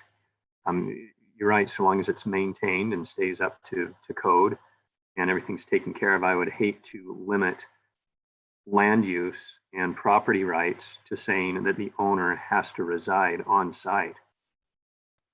Okay, Yeah, but I bought into a neighborhood that's a single family home neighborhood. So now all of a sudden, we're going to allow every home in my neighborhood, because where I live, the homes are moderately priced. So there are several rentals because that's what they buy for rentals. So we're going to allow all of these homes in my neighborhood now to be 2 homes, and my sewer and my water and all my infrastructure is only built for my single family neighborhood. I see that becoming a problem in our city if we allow it for any home to have 2 apartments and you don't have to live there. I see us getting a whole lot more rentals. How's that different though, if the owner lives there or if the owner doesn't live there? You have the exact same infrastructure issue. Because I don't have nearly as many people wanting to put an apartment in their home as I do a landlord wanting to have 2 dwellings in one home. Again, I see you have, if there's a problem that it creates, attack the problem. Don't attack somebody's property rights who have the ability to do this responsibly. Zach, it does create a problem. It creates a problem for those people that bought into a single family neighborhood thinking it was going to be single family. It also creates problems with our infrastructure that were put in based on it being a single family neighborhood. So I say that it creates problems that our city doesn't have money to pay for. Again, let's define the problem then. We're talking about it creates problems. What are the problems?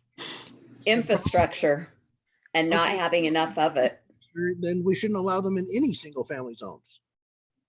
We shouldn't allow them at all because you're creating an infrastructure problem if that's really a problem. Limited, we can probably absorb. Now that's a different question. High, we can't. Owner to live on site. Now, if we only want to allow 1 per street or something like that, that's a totally different question.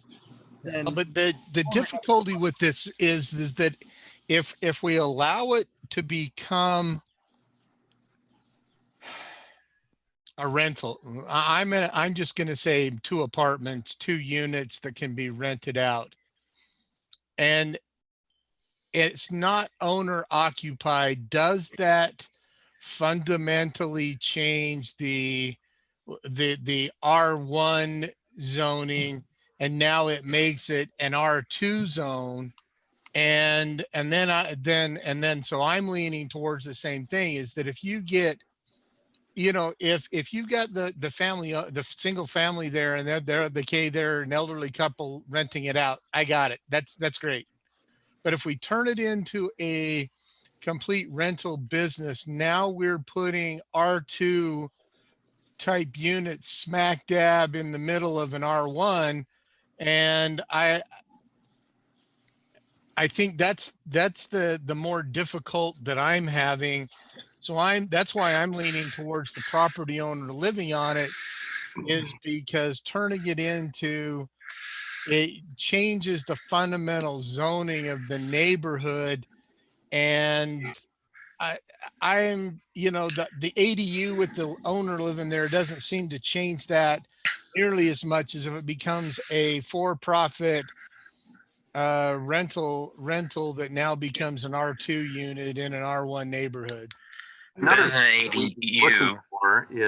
thing we'd be looking at though is this could simply be someone who's grown, their family has grown, they're going to move into, the husband and wife are going to move into a condo now, and they're just renting that out. We're not talking about big land barons, with multiple rental units.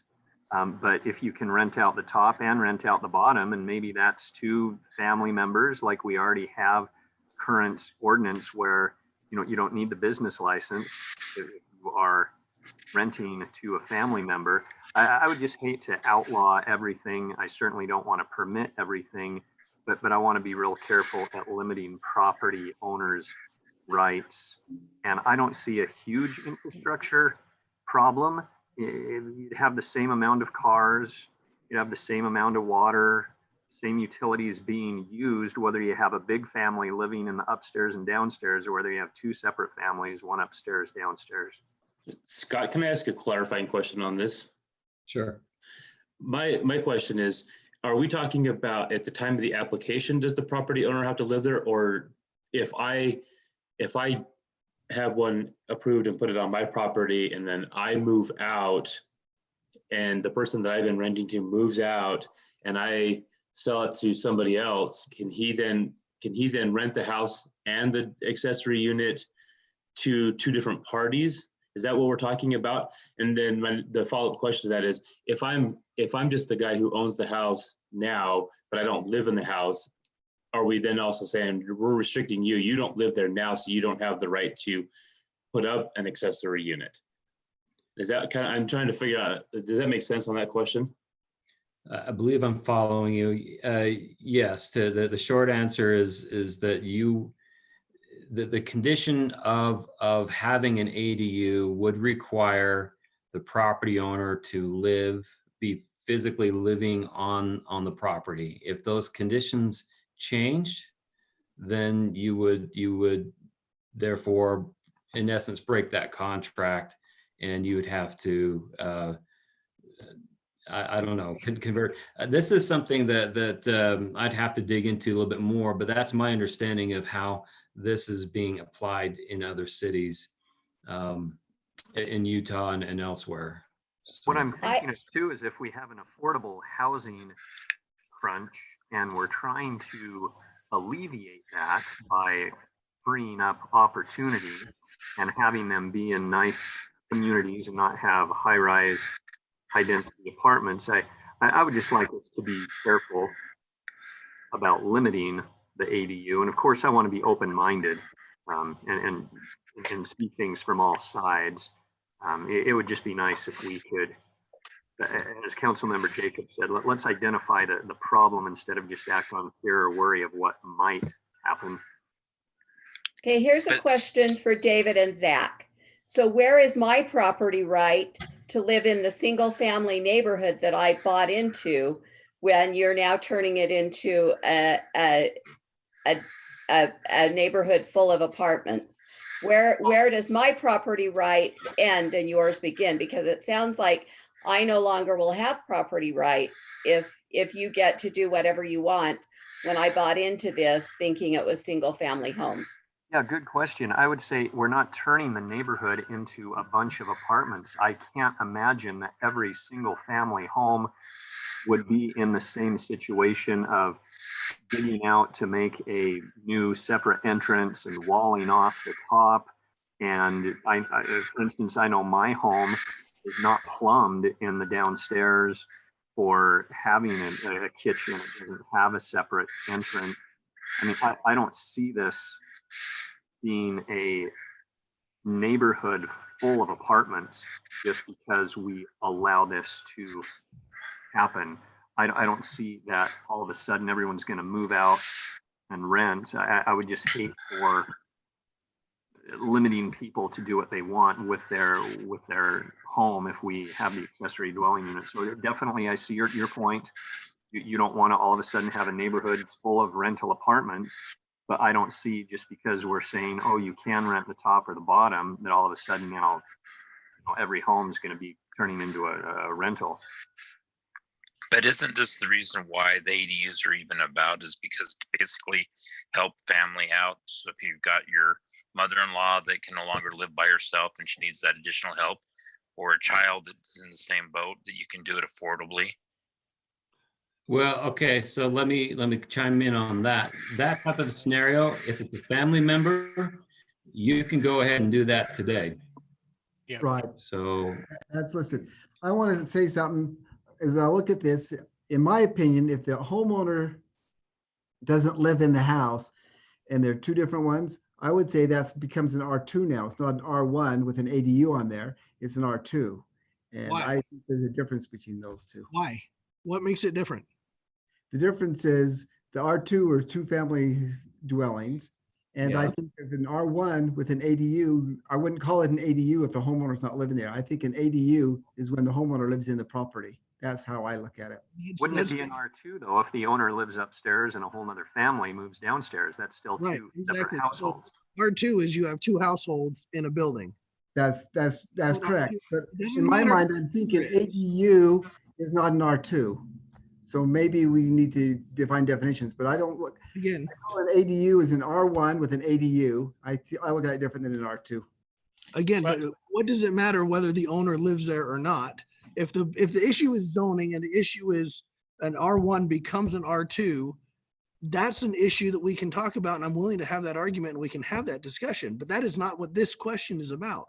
You either have Well- one family or you have two families. What does No, it matter? if you're an owner or no, a renter? because I disagree, because an accessory dwelling unit implies, just to me, by the nature of the term, it implies an accessory or a secondary unit to somehow support the primary occupant.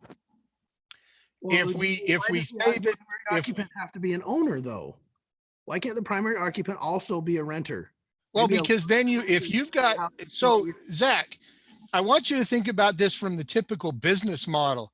If you've got a landlord out there who's renting it to two different people, no matter what it is, it becomes some sort of business enterprise in the United States, whether it's a sole proprietorship, an LLC, a corporation, whatever. If it's owned by somebody and it's rented to two different people, that now becomes a primary business.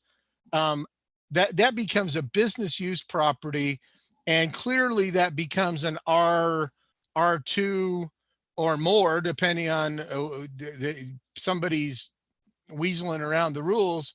An accessory dwelling unit to me means that it's you've got a house, I've got some extra space, I'm living here, and I need some, I'm an elderly person, I need an unrelated person to live in my basement to take care of me. I need a new family, a new couple to live in my basement to help me out financially. To me, those are fundamentally different than having a property become a primary rental where it now is truly an R2. And if we're saying they're the same, then I think we need to relook this whole argument, because I don't believe that the owner's property rights are so grandiose and are so unlimited that they can do whatever they want with their property. And if you've got somebody that says, I'm going to rent it out to two different people, and I'm fundamentally changing the nature of the neighborhood, then, because now it's a for-profit rental, then I'm not willing to go down that road. So the couple quick scenarios that ran through my mind that made me put no on this one. What happens if grandma owns the home and grandma needs to be moved to a long-term care facility? Some of her older children come move into the home and then want to rent out the accessory unit, they'd be prohibited from doing that. And that one kind of has me wondering on that one. I don't know that ownership there really complicates things. The other thought is, what about folks who are temporarily out of state or out of country? It's not uncommon for older's not the right word, but couples who have grown children to leave for anywhere from 18 months to 3 years and then turn the house over to their kids. If they wanted to rent that additional unit, why wouldn't they be able to do that? The other question I have with ownership is, how messy and complicated could it get? Because what if there's a family trust that owns it, or there's an LLC that's primarily family members? So the home is owned by sort of a legal entity rather than an individual.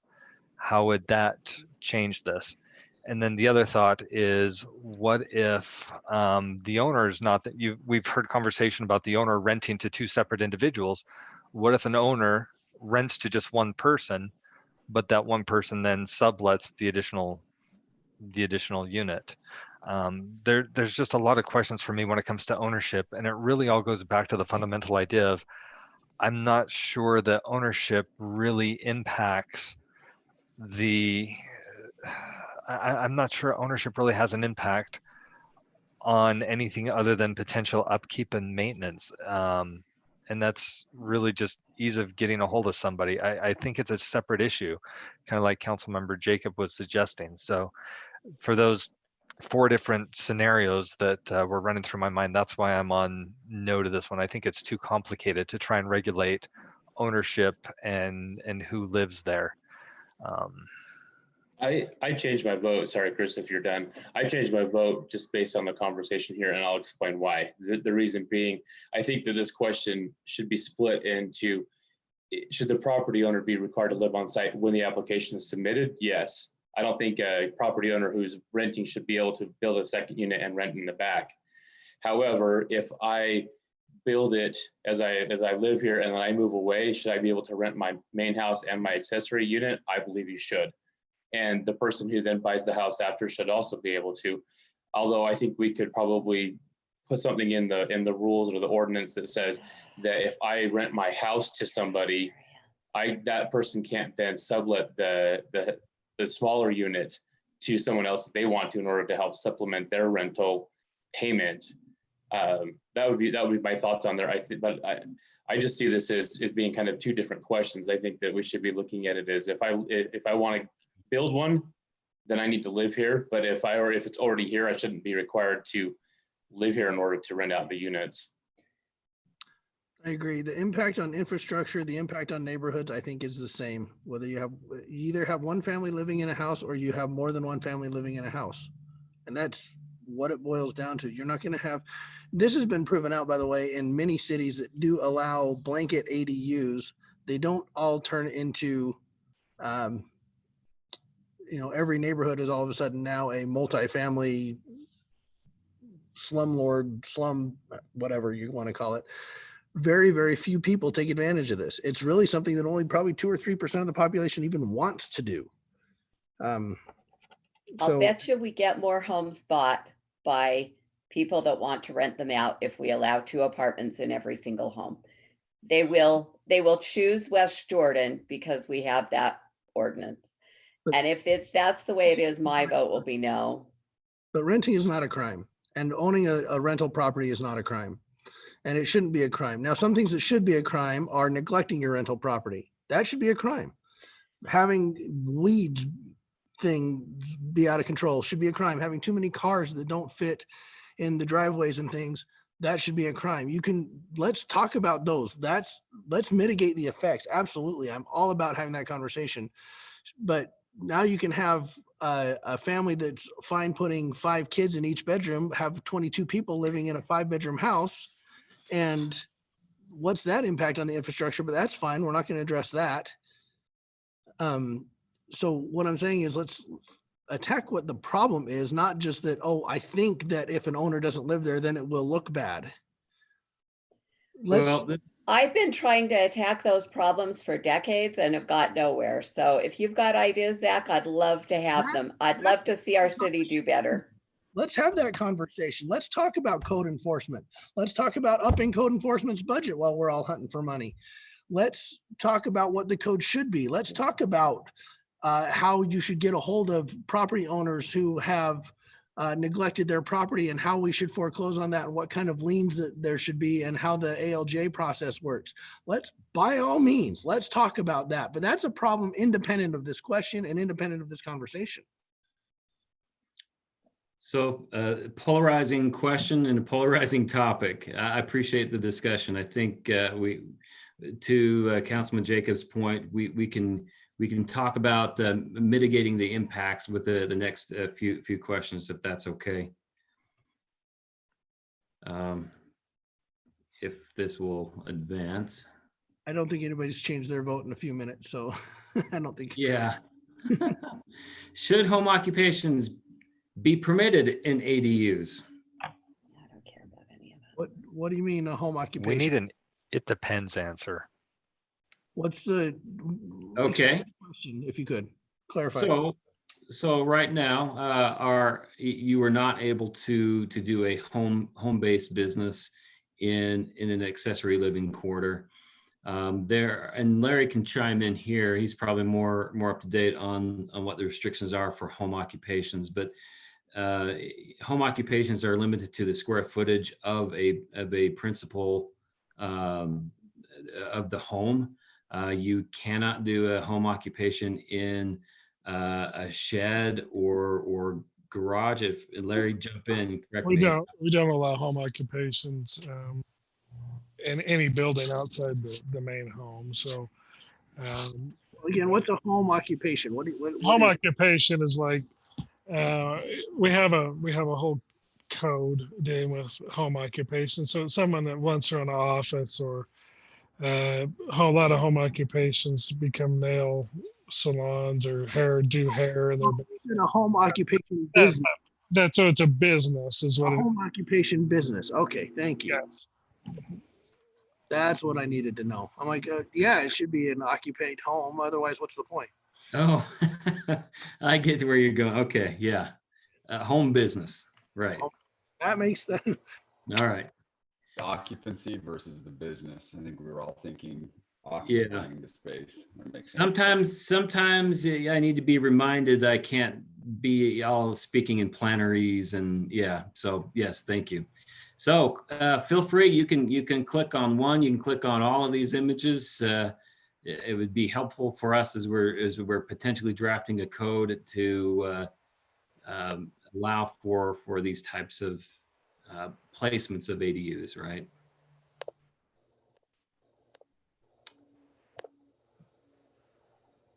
Very good. Okay. Has everybody had a chance to, any questions about any of these images here? That last one was just because I wanted to see if you could put the pin anywhere, and you can't. So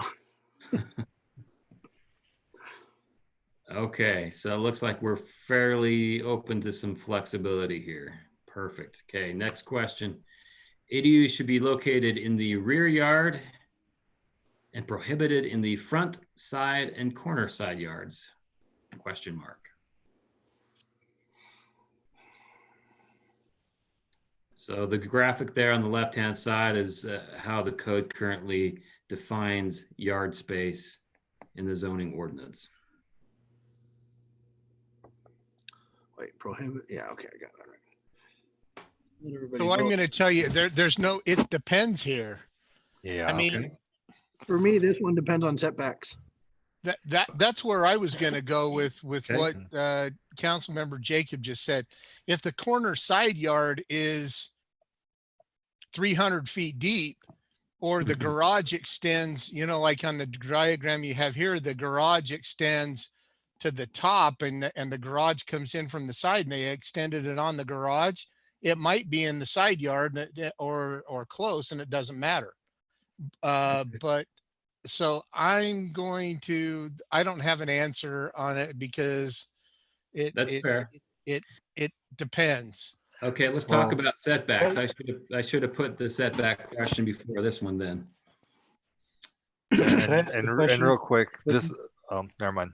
No, you're good. Well, I'd like and to ask to Kelvin's point, this is why I was saying no to this, because front, side, and corner yard all across the board prohibited. Yeah, no, because it does depend. Like if you've got rural residential where you've got, anyway, yeah, that's why I said no. And a question, Scott, if I may, what about homes that already have a detached dwelling unit there? Would they be kind of grandfathered if it's not exactly where we would build one? For instance, I'm thinking of my property, not to be self-serving, and I'm not even planning on renting it out. In fact, I couldn't, it's not even plumbed or has anything, but I have a third and fourth car garage that's just detached. And, you know, I'm thinking of homeowners who might have a situation such as that. It's permanent. It's got, you know, roof, cement foundation. It's already there. What would we do with existing properties that already have that detached dwelling that could be a potential dwelling? Well, the sky's the limit here. I mean, we could draw a hard line and say, hey, if it doesn't meet the bulk restrictions, the setback restrictions, then sorry, you're out of luck. Or we could craft something that allows for certain exceptions. That's a valid question and maybe worth discussing with this group. Is there a preference? It sounds like a Board of Variance issue to me. Yeah, A you're good point. And then right, with things such as, okay, I've got my RV, you know, well, I don't have one, but when we've had that discussion before, you know, is that an accessory dwelling unit? Well, it can move, but it can only be parked in its current location for so many days of the year, and then you've got to move it. So you know, there's always these ancillary questions that could open up, you know, more broader scope to it. But I guess we tackle those as we come. So thank you, appreciate it. So let's get into these other things. So setbacks, we were just talking about setbacks. Detached ADU setbacks should conform to the rear and side yard setbacks for a standard house in that zone. And I've given you an example. Typical side yard setbacks, 8 feet, 25 in the rear. That's what the ALQ code requires.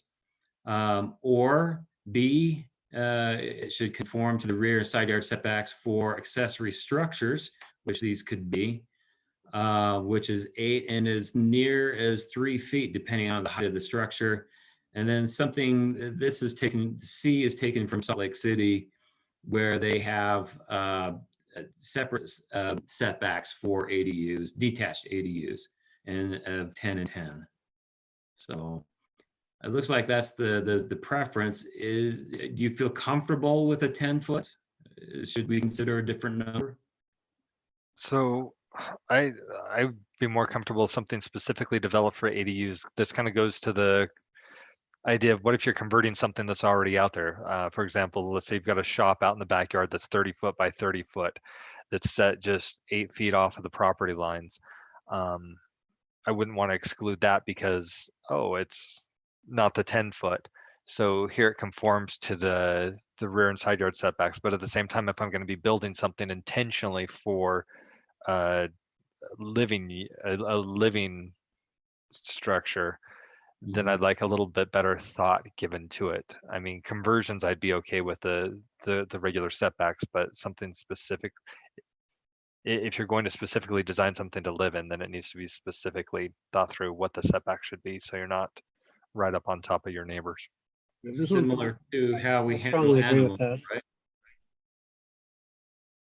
Oh, sorry, Kent. I was just kind of saying here to what Chris had to say. That was good. Okay. Yeah. If- And if it's all- how we handle the animal rights, right? If there's a shed or a detached structure that's going to house animals, it has to be a minimum, I believe, of 40 feet from any dwelling unit, right? We look at the specific use of that structure and base setbacks off of the specific use. Yeah, the chicken ordinance has got requirements for the chicken coop, and I don't remember what it is right off the top of my head. It's not 40 because I know my chicken coop's closer to the 40 feet than the house, but it's 40 feet, Calvin. So oh, is it 40? Maybe you're breaking the law. So. no, then it must be 40 feet. But I know that I had to have 6 feet on 6 feet on before 6 feet setback from the back fence and those kind of things. So yeah, whatever. So the 10 foot there is probably close. Okay, it's a starting point. Okay, should ADUs be required to be architecturally compatible, complementary, if you will, with the principal dwelling? The ALQ currently requires that if you're going to do that. Can I just throw in my 2 cents in this one? I'm not sure how we determine what architecturally compatible means Well, we could And- get into the details. We could talk about matching materials and things like that, a color. Yeah. Not at all subjective. Yeah, see, that's what I'm worried about is We the try to take the subjectivity. subjectivity out of it. If that's what the council wants, we could get close. We would have to wordsmith it carefully. I mean, I saw a beautiful, I don't know why you'd spend $100,000 on this, but I saw a beautiful depiction of could be an ADU that would go in somebody's backyard, and it cost $100,000, but it would nowhere match most of the houses in the West Jordan neighborhoods because it was more modern architecture, but it was a beautiful design. So I think we have to be careful with that. Well, I think, Yeah, I think really what you want to get at, Kelvin, here is you don't want to allow painted OSB on somebody's accessory. Well, you want it to look attractive for the neighborhood. So Yeah, I don't want it to be, I'm not sure I want somebody to go out and buy a tough shed and do that. So I agree, but even a couple of the tough sheds, if they're done right, look nice. So, Well, I see this also as the anti-shipping container portion of the proposed ordinance. Well, and my thought with this one was, again, going back to the conversion idea, or even if, well, my parents have a shop out in the backyard that was done with slump block, because that's what was in style back in the day. But let's say they had updated the facade of the house and done away with the brickwork and done stucco. If there's a slump block shop in the back, and then you've got a nice stucco house, if it would meet all other requirements to be considered an ADU, except it doesn't match the stucco on the house, would that be something to disqualify it? That's why I said no to this one. Okay. But yeah, I'm like the idea with the shipping container and the OSB. Again, the devil's in the details, and if we had an "it depends" option, frankly, I'd pick that one every single time. Right, I know. That's So why I didn't some put it shipping there. containers can be made to look really good. Yeah, I was just gonna say, Scott, Yeah. I've talked to you guys about this, but I've seen the shipping containers turn out really nicely. So I mean, you can do a shipping container building and then put some stucco or whatever compatible covering over the outside of it and still make it look really nice. Painted OSB. All right, so we'll be if we decide to move forward. This is another topic we'll have to dance around very carefully. So, should ADUs have an entry into the living space which is visible from the public right of way? Should they be required to or allowed to? Should it be hidden from view? I should have rephrased it. This is kind of a copy and paste from our current ALQ code. Basically, the intent of this would be to preserve the aesthetics of a single family neighborhood, right? Where you don't have. So you're asking if they should be prohibited or if they should be allowed to have an entry into the living space, which is visible from the public right of way? It would be prohibited. So you're saying, so if we say yes, we're saying that, sorry, it needs to look like a single family house from the street. Right. Okay. Oh, I thought that's what no meant. No, Sorry. that's what no meant. Sorry, that's what no means. That's what no means. No means that looks like a single family home. Okay. Sorry. No, Yeah. it look like a single family home. Okay, here's what I'm gonna do. I'm going to clear my answer because I'm not trying to understand the question. I'm gonna go with doesn't matter because I'm not sure. All right. Okay, you didn't see that. We'll move on to the next one. How big should ADUs be compared to the gross floor area of the principal dwelling unit? 33 is what we have in our ALQ code. 25 looks like a lot of people, it doesn't matter. Again, is this Should the be- maximum? This is the maximum, not minimum. This is the max, right? Yeah. So if it's considered accessory, yeah, I know D is the runaway favorite here, but should it still be less square footage than the main principal dwelling unit? This is where a lot of Chris's hypothetical situations could come into play. At what point does it become accessory and what point does it become principal? Because if you decide to move into the basement and rent out the upstairs, even though you own the house, now the upstairs is the ADU, technically speaking, because the owner lives in the basement, right? Back to that question. So at that point, now you're in violation because now your ADU is more than 50%. So again, it's like when it's buy one, get one free of equal or lesser value, and you pull a t-shirt off the shelf and then you pull another one off that's 25% more.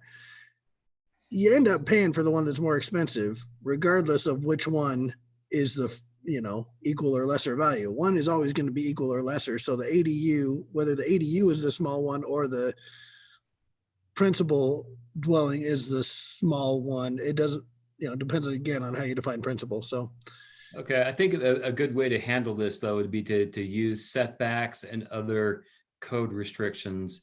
For example, you can't cover more than 20% of your backyard, right? If you're to do a detached.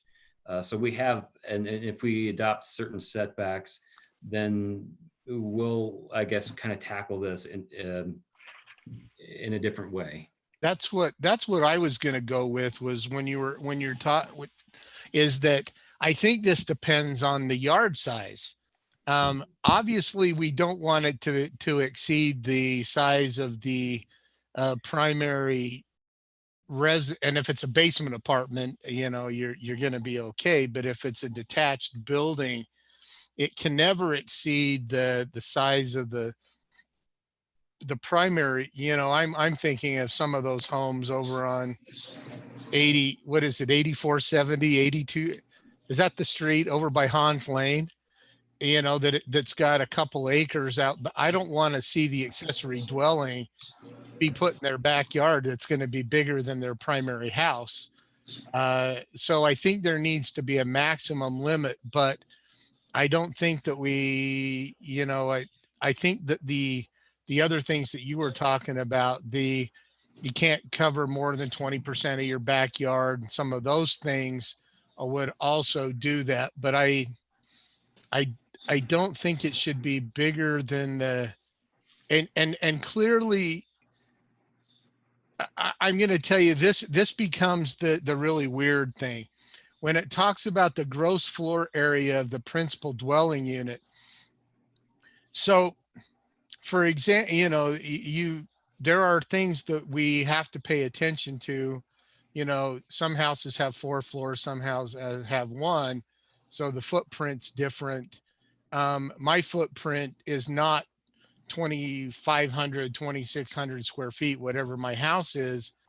And so it probably ought to be, and I haven't thought through this obviously, but it shouldn't be more than the footprint of the master, or the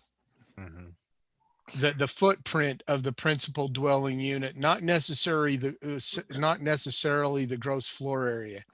The other comment I have is that in the current ALQ, and this is one that we had a nice little discussion over when I was first on the Planning Commission, one of the only ALQs that I ever dealt with, the square footage of the garage was used in the calculation for the ALQ, and that we asked, and they said, well, that's up to the zoning administrator.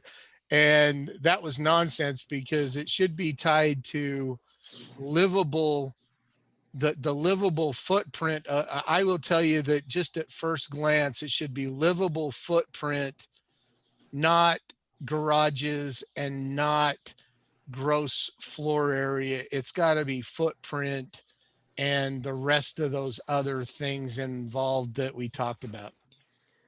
I want to kind of tap in, sorry, really quickly, just because you mentioned Han Drive. We had that guy come in again last week, and I think he finally got it right. But if we allow this to go and just say it just has to be smaller than the main house, then that guy could have built his house at 5,000 square feet, and then on the rest of the property build a bunch of 4,500 square foot houses. And because he's permitted to do that, he's all of a sudden got this ADU in the backyard. I mean, in his case, he's got 3 or 4 houses that he wants to build. But even if it's just one extra unit and it's only 500 square feet smaller than the primary living house, I would rather see that guy come in and get a permit to subdivide his house or his property, rather than just avoid the hassle of going into the city and then having to get permission from the planning commission to subdivide his lot. I think we need to have a size restriction that isn't just, it has to be smaller than the primary unit. There needs to be a maximum so that it's technically considered an accessory unit, not a secondary. I mean, to me, those are 2 different definitions. Well, this goes back to the zoning question too, right? Is it an R2 or is it an R1? And it goes to the other point is it's going to be different for new development than it's going to be for an existing house that wants to build something in the backyard. What if it's, if it's new development, then which one's the principal dwelling unit? Who's to say? Because you're building them both at the same time. You're building 2 living units on your land. And what if the person who buys it moves into the small one? This needs to be really carefully crafted, because if you're talking about a primary dwelling, then they have all kinds of much more extreme setbacks, such as 30-foot rear yards, 8-foot side yards, and that type of thing that we actively enforce. I think that if you're going to allow a home basically as an accessory dwelling unit the same size, then they need to be held to those same setbacks that are currently for the primary dwelling, because that could be a huge impact to the neighborhood for someone to put a very, very large accessory dwelling unit in a rear yard with only 4 feet or 5 feet off the property line or 10 feet off the property line, because it basically chew up all the yard, and the neighbors would have 2 houses right on top of them. So. Yeah. And I was just going to chime in, kind of going off what Kelvin was saying. I kind of like just instead of going off gross floor area, just the bulk standards that we have right now for accessory structures. Shall be located same lot with the principal building, and the footprint shall be less than the principal building. And it also must not cover more than 20%. I worry if you get into gross floor area, that might say, oh, well, we can do something larger because you know what, we're going to do a shop in the backyard, and then the living unit's going to be above the shop, and then potentially I just see it being problematic. I'd rather just stick with the same that we already have for accessory buildings. Okay, good comments. We're getting towards the end here. How many required, okay, parking, right? Here's another big issue with ADUs, right? How many required off-street paved parking spaces should be required per ADU? 0, 1, 2, or we could handle it based on the number of bedrooms like we do other uses in the city. So do we have other than during the winter time in the snow, do we have an on-street parking restriction? No. So what's the problem if somebody wants to park on the street? Again, as long as they're not doing it, during the winter when it's snowing.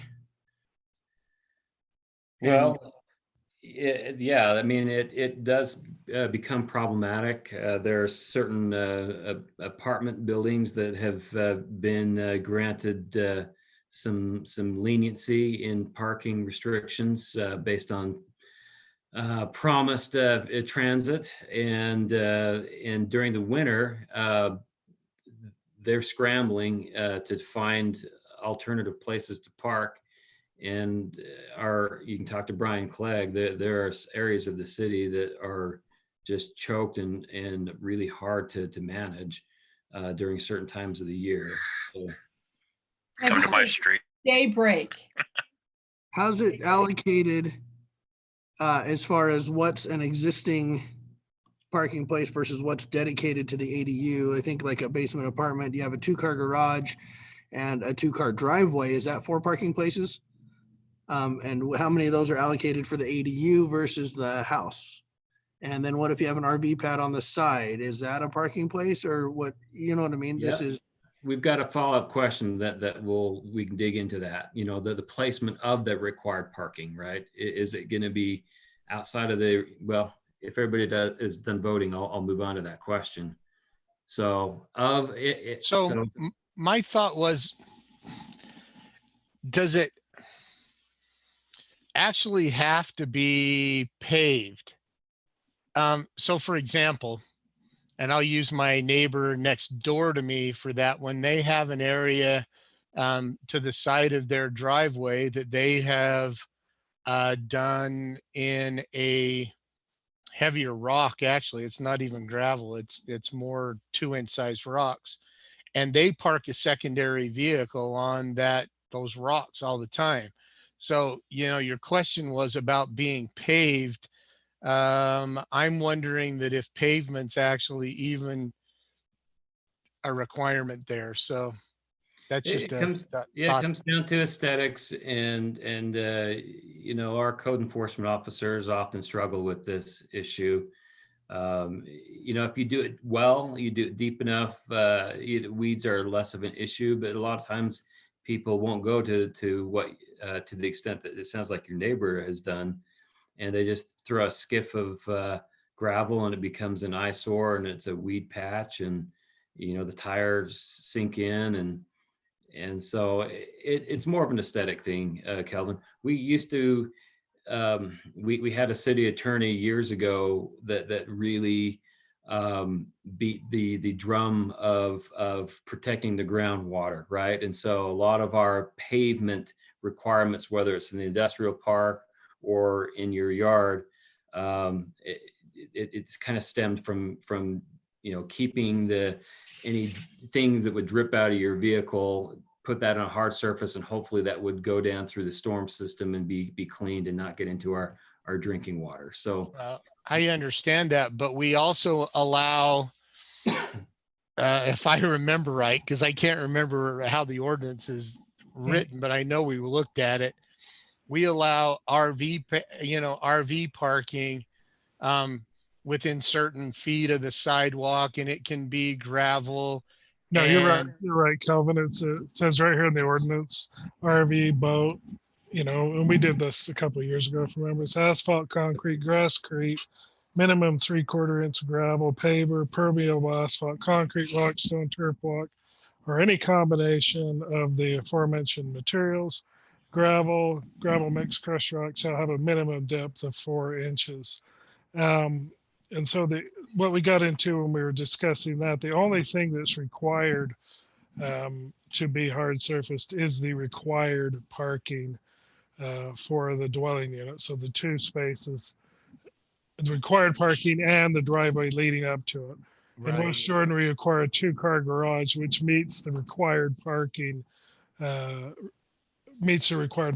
but the driveway has to be concrete leading to that garage. Now, for an accessory dwelling unit, if you want to make it an additional required parking space, then under the current ordinance, it would have to be hard surfaced because it is not a recreational vehicle. So right. My thought is that, you know, some of these ADUs might be going, you know, it might be an ADU for 6 months and it might not be after 6 months, and some other things, depending on how they're built.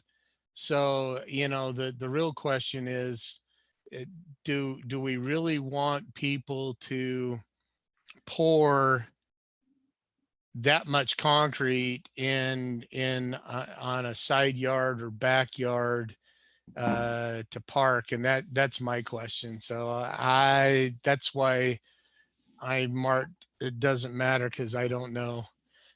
Okay, that's fair. I think we're losing a few people based on counting the votes. Oh, I didn't think we've gotten to this question yet. Oh, okay. All right. What do you mean by, front yard and corner side yards are the only current places where parking spaces are allowed? And so you're asking if the ADUs should be required to stay in those 2 as well?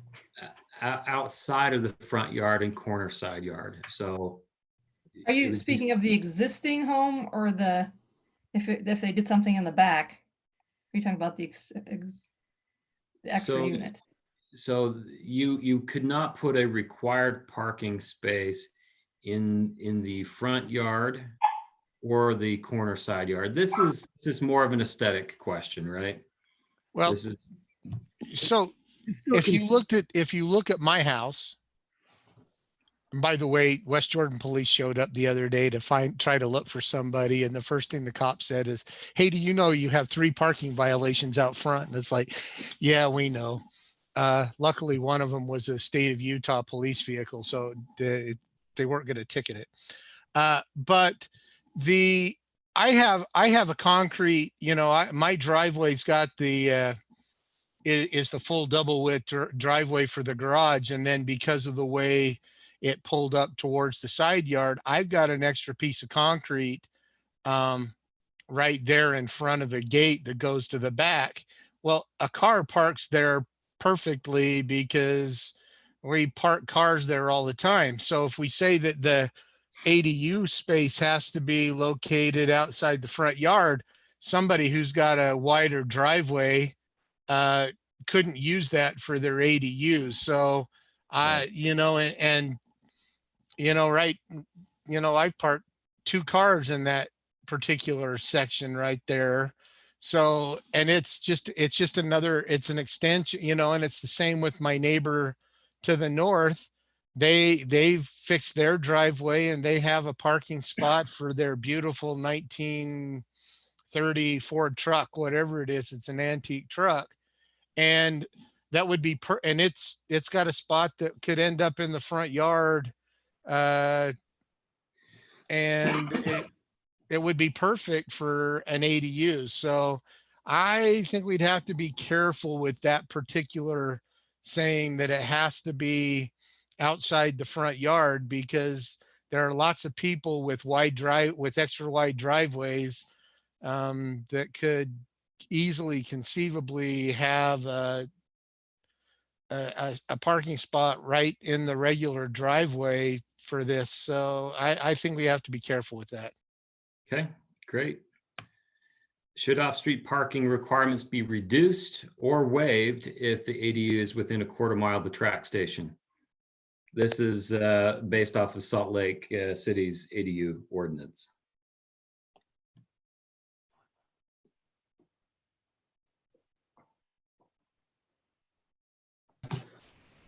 Hey, just really quickly, I wanted to let you know, Corbett England just messaged me. He needed to be excused early. He got called in for work. Oh, okay. So he has now left the meeting. Thank you. Alan will make sure we capture that in the minutes. He has left the building. Okay. Kind of split on that. Okay. My primary thought for saying yes is because that'll likely bias goodwill with the state. And my thought for saying no is that knowing where our track stations are, first off, the Gardner Village one, I'm not sure there's any houses within a quarter of a mile, so that one doesn't matter. But Yeah, if you look at where the other track stations are, everybody drive. I mean, you look at that one out west, out towards Welby Park, whatever the name of that one is there off of 40th West or whatever. Is it 40th West out there? Everybody drives to that one. In fact, they park along the street because the parking lot's so far away from the platform. So, even if they live within a quarter mile of the tracks, everybody drives to that one and then they park on the street anyway. So I think, and because of the distance from our track stations, I mean, you look at the track stations we have, none of them are really located anywhere close to, I'm going to say none of them, but none of them are really located close to a commercial district that they could walk to do grocery shopping or anything else like that. So while Chris is right, it would develop goodwill with the state legislature. The practicality of the matter is that they're still going to have cars. Yep. That's why I put doesn't matter. Okay. Okay, great. ADUs should not be temporary in nature and should be placed on a permanent foundation. This is geared towards those tiny homes on wheels, right? I like tiny homes on wheels. Okay, let's Yeah, see. what's wrong with that? I grew up in a tiny home on wheels. Well, and I turned out okay. I drove if to you, work. if you assume that a shipping container could be converted, then that's not on a permanent foundation either. Yeah, mobile homes. That's what I I said. would I disagree grew up on with the- one. I turned out okay.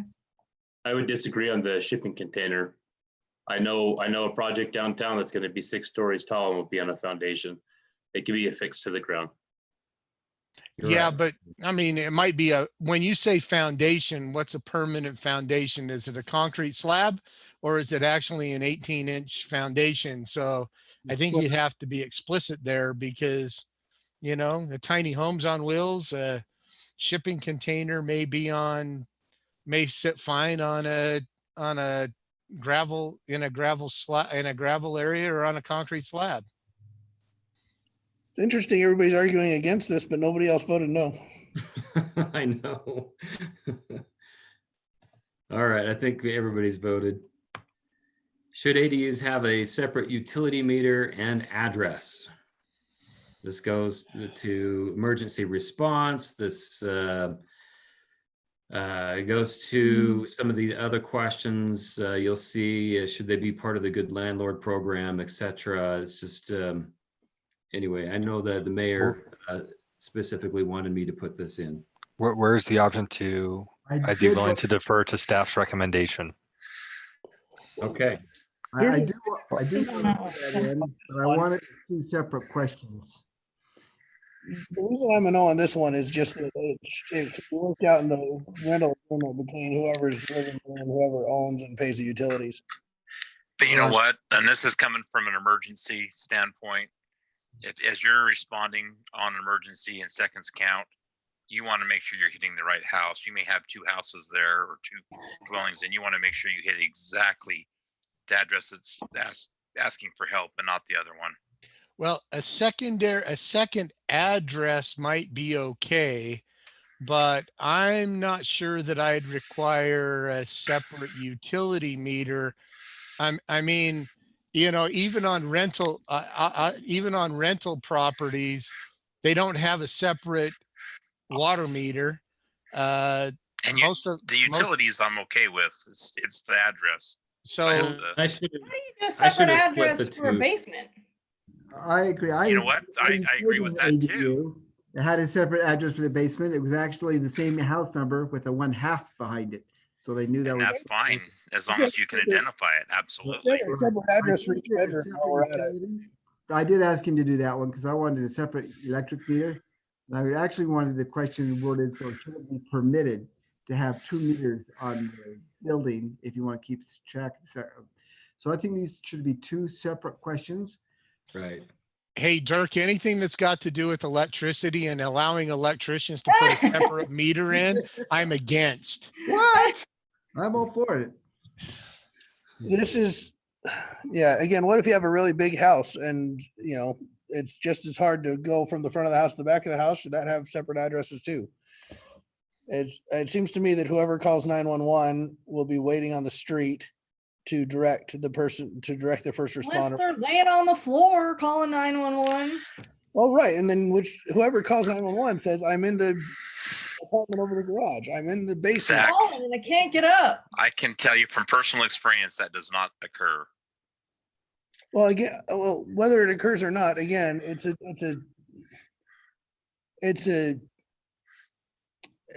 I don't know. It's just an issue that it's not a hill I'm willing to die on. Never mind. Okay. Just my 2 cents. No, and your perspective is valuable. I'm just saying, how far to the extreme do you take it? What if you have a 30,000 square foot house? Wouldn't it be really helpful to have a separate address for the back half of it so that when the fire department gets there, they know to go to the back of the house? I mean, if you have a huge house, You know what I mean? I'm just But Zach, usually if it's not two separate units, you can get from the front of the house to the back of the house. If it's two separate units, there's usually a structural thing where you can't access it. So I think it's a little bit different. a locked door. That's actually a very valid point. I appreciate that. Like I said, it's not a hill I'm willing to die on. The utility meter, I don't think should be required, but the address, I don't care. But I do like the idea of it if you want it. So I do like how he talked about, the mayor talked about having it separate. If you want to have one, just. Have it be allowed but not My required. parents lived in my basement when my dad, it was in his final years. And I'm telling you right now, when you walk down there, it was the second level of hell. I would have loved to have known what that freaking heating bill was compared to. So I would have done it just for the fun of it, to know the difference. Right. I like what required, but Councilmember should be allowed. McConaughey said was that it's permitted but not required for the separate utility meter. Yeah. Yeah. Yeah. And same thing with the address. I owned a duplex over in another city. One of them, they gave me two separate house numbers. One was like 1570, the other was 1568 or something like that. So you could place those. So same type of thing, permitted but not necessarily required. Okay. Although I will say, yeah, Jay's comment about emergency response is accurate, very accurate. At the same time, don't you just assume it's the one that's going to be harder to get to? Yeah. Should ADUs be part of the Good Landlord program? Hey, Scott, will you just explain that really quick? I don't know what the Good Landlord program is. This is where I need to have Brock talk about the ins and outs. Larry, are you familiar with that? I can probably explain it a little bit. The Good Landlord program is when you own or where you're renting out property, because I rent one out. You rent out property, and if you follow the Good Landlord program, which calls for credit checks and background checks and certain requirements to keep the property up and those kind of things, that your business license fees are reduced. Does that fairly sum it up pretty close, Scott? That's my knowledge. Yes. That's a good correct. And you also, I think of a complex over a certain size, you need to take classes from the apartment association and type, to how to screen applicants. And it's really intended to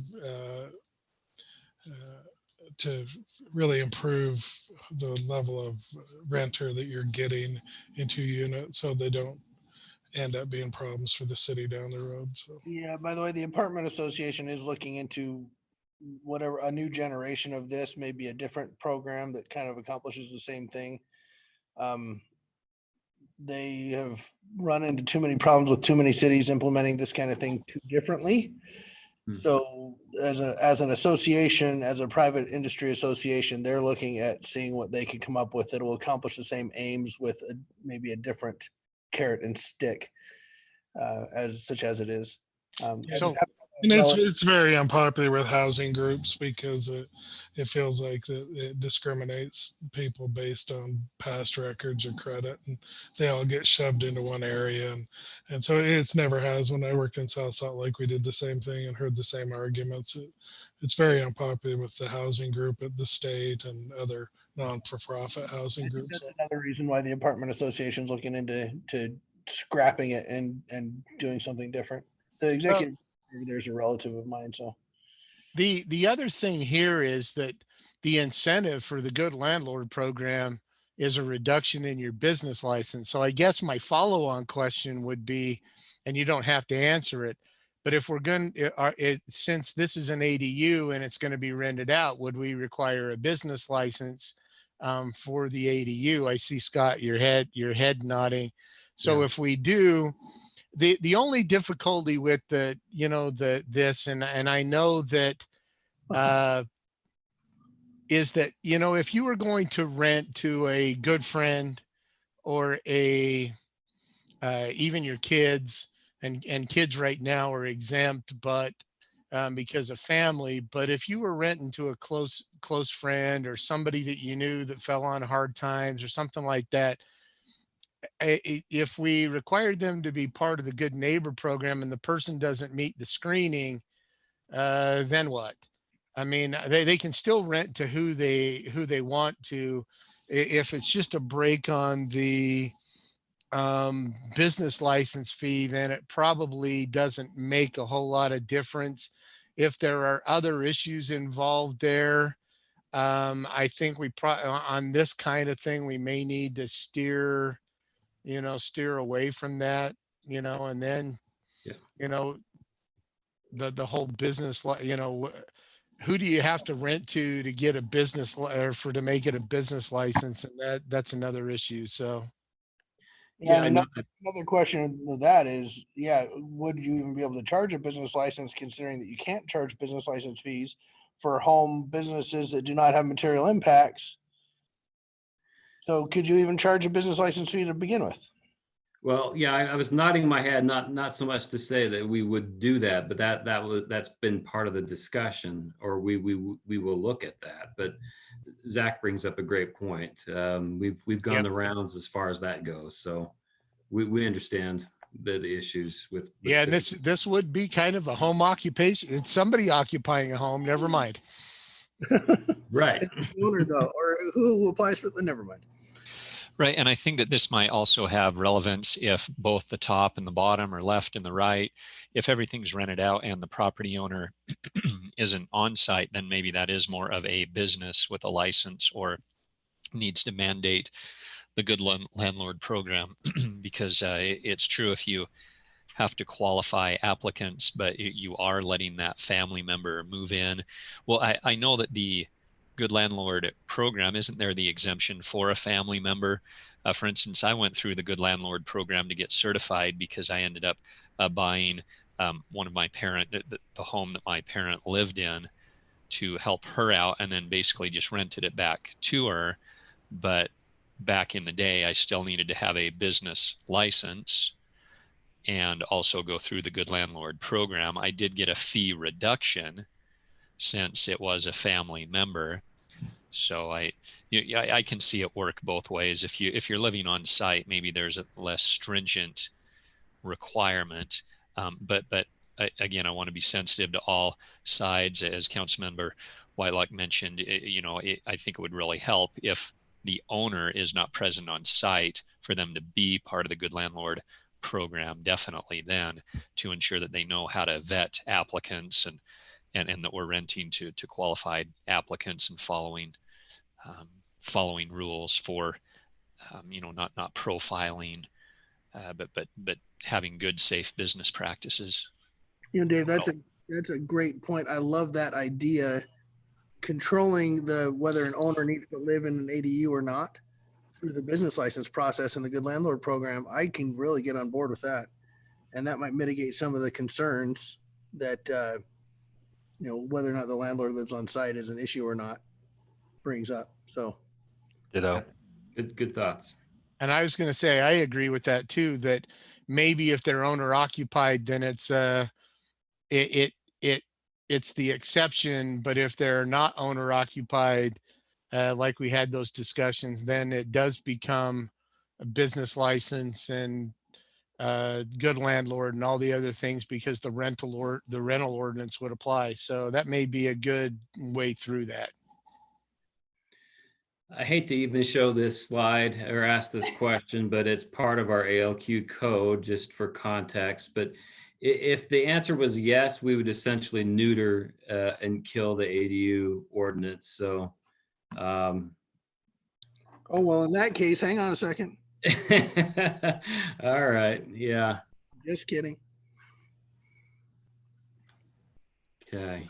Somebody wants to neuter it. All right. Off we go to the next one. Are there other elements associated with ADUs that you would like staff to consider? This is an open-ended question. Type in what we didn't cover. Too vague. And be more specific. And your name is going to be attached, so be careful what you type. Enforcement, yes, Mayor Burton.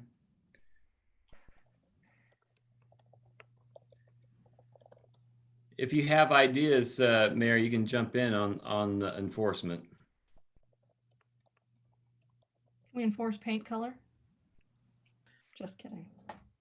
That's actually what I wanted to hear from the council is how do we want to enforce this? Because if we don't enforce it, it doesn't matter what we do. So we need to have some enforcement. And what are some good tools they would like to see us use to enforce it? Calvin will enforce it. Thanks, Calvin. Not me. I'll be your backup. You can play good cop. I'll play bad cop. Yes, kitchens, cooking, a full kitchen would be required. That's fairly standard. Wow, that's. Sorry, I didn't realize that it would show up so big. Well, but Scott, the question is, what's a full kitchen? Is it a refrigerator, stove, and sink? Is there a definition of bathroom? Like I got a 3/4 kitchen or a half kitchen? Yeah. I believe in the building code there are references that we could point to. That's what I was gonna say. The building code does have a definition of a dwelling unit, which I think would be used for an ADU. Basically, it says it has to have a area and it has to have a bathroom, like a toilet, and it has to have a bathroom. It has the definition of a bathroom, and it has a kitchen, which is a permanent way of cooking, and water. Anyway, I think if we just go with the code's definition of dwelling unit, that would apply. Have a hot plate. Yeah, a hot plate does not work. It has to be permanent. Microwave. Chef Mike. Some people consider a microwave their way of cooking. It has to be a permanent way of cooking. So if the microwave is built in, that would apply. You know, the reason why I asked that question is, I mean, you go to a Spring Hill Suites and it's got a kitchen, or a Residence Inn, it's got a kitchen, but it's not very big. So, I mean, that's why I was asking is what size does it, if there's a definition in the code, then I think we're probably okay. Yeah, the building code doesn't have a size. It just has what is in it.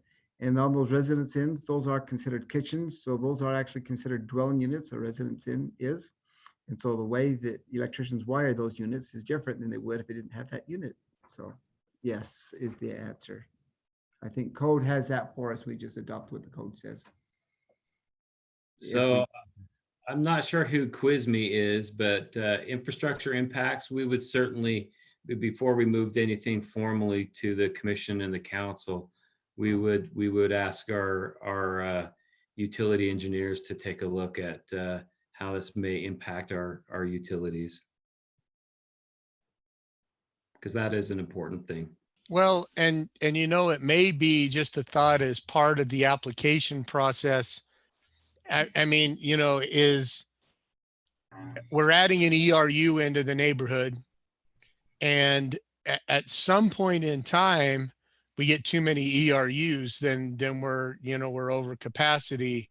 So the real question would be, is that if we permit this, we probably in that process, we ought to keep track of the impacts on infrastructure. You know, if you added one into my neighborhood where I'm so close to the reclamation project down the river, it probably, you know, two ERUs aren't going to make any difference in my probably won't make any difference in my neighborhood. And I think we're expanding 1300 West someday at the project there. But you know, if you move into a couple other neighborhoods, maybe the ERUs, and that may go to Council Member Whitelock's issue with too many people in the infrastructure, is that we probably ought to keep track of the impacts and the ERUs so that we know what's going on in a neighborhood. And if we allow it, then we've added that ERU, and then at some point in time, we'll hit max capacity and we'll have to say, no, you can't do that. And frankly, there may need to be a cap on citywide number cap. There just may have to be a number. Is it, you know, 10% of single family homes? There may need to be a cap. Larry will love to keep track of that. That's going to be part of your new Way to software pass the system, duck. Scott. I mean, way to delegate. That's what I meant.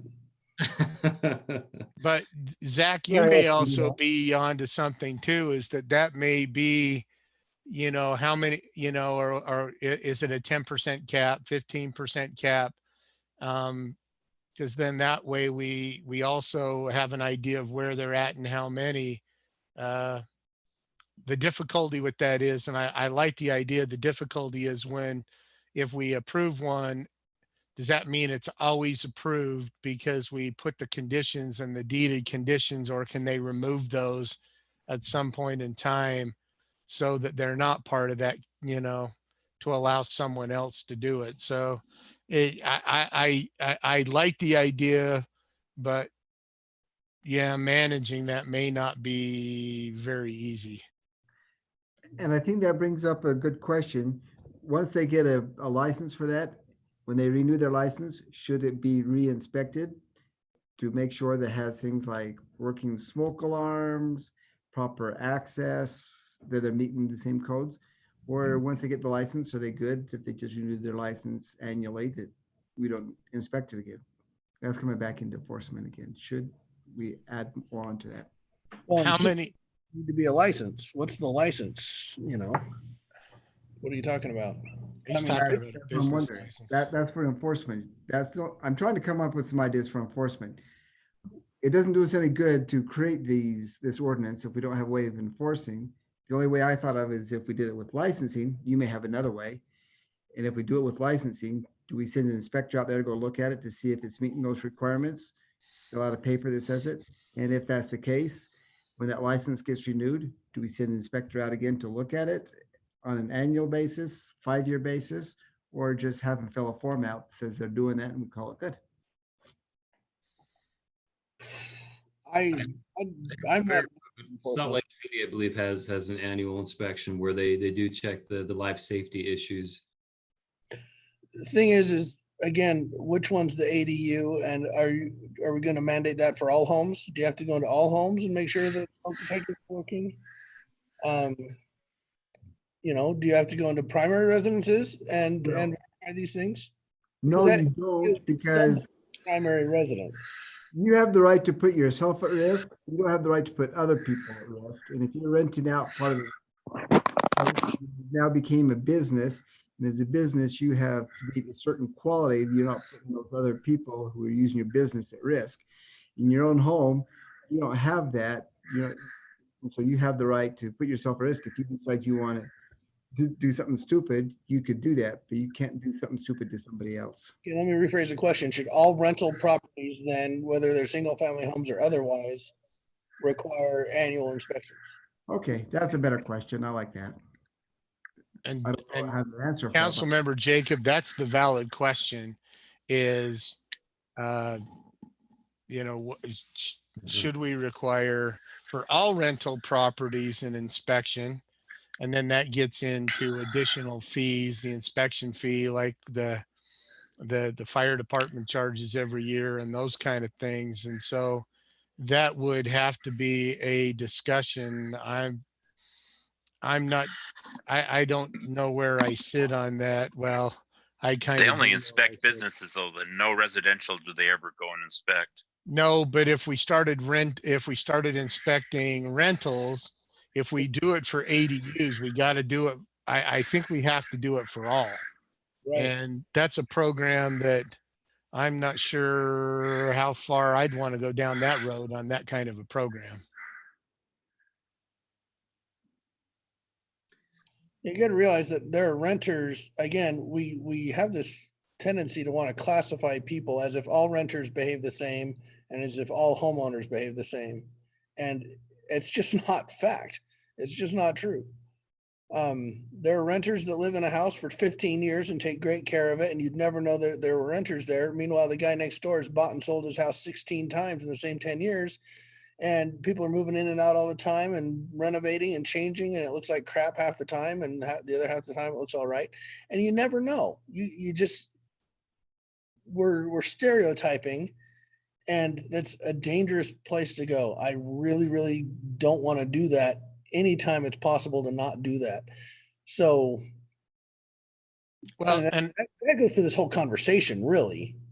I understand where you're going. I just have a difficult, if we're talking about an inspector that wants to make that is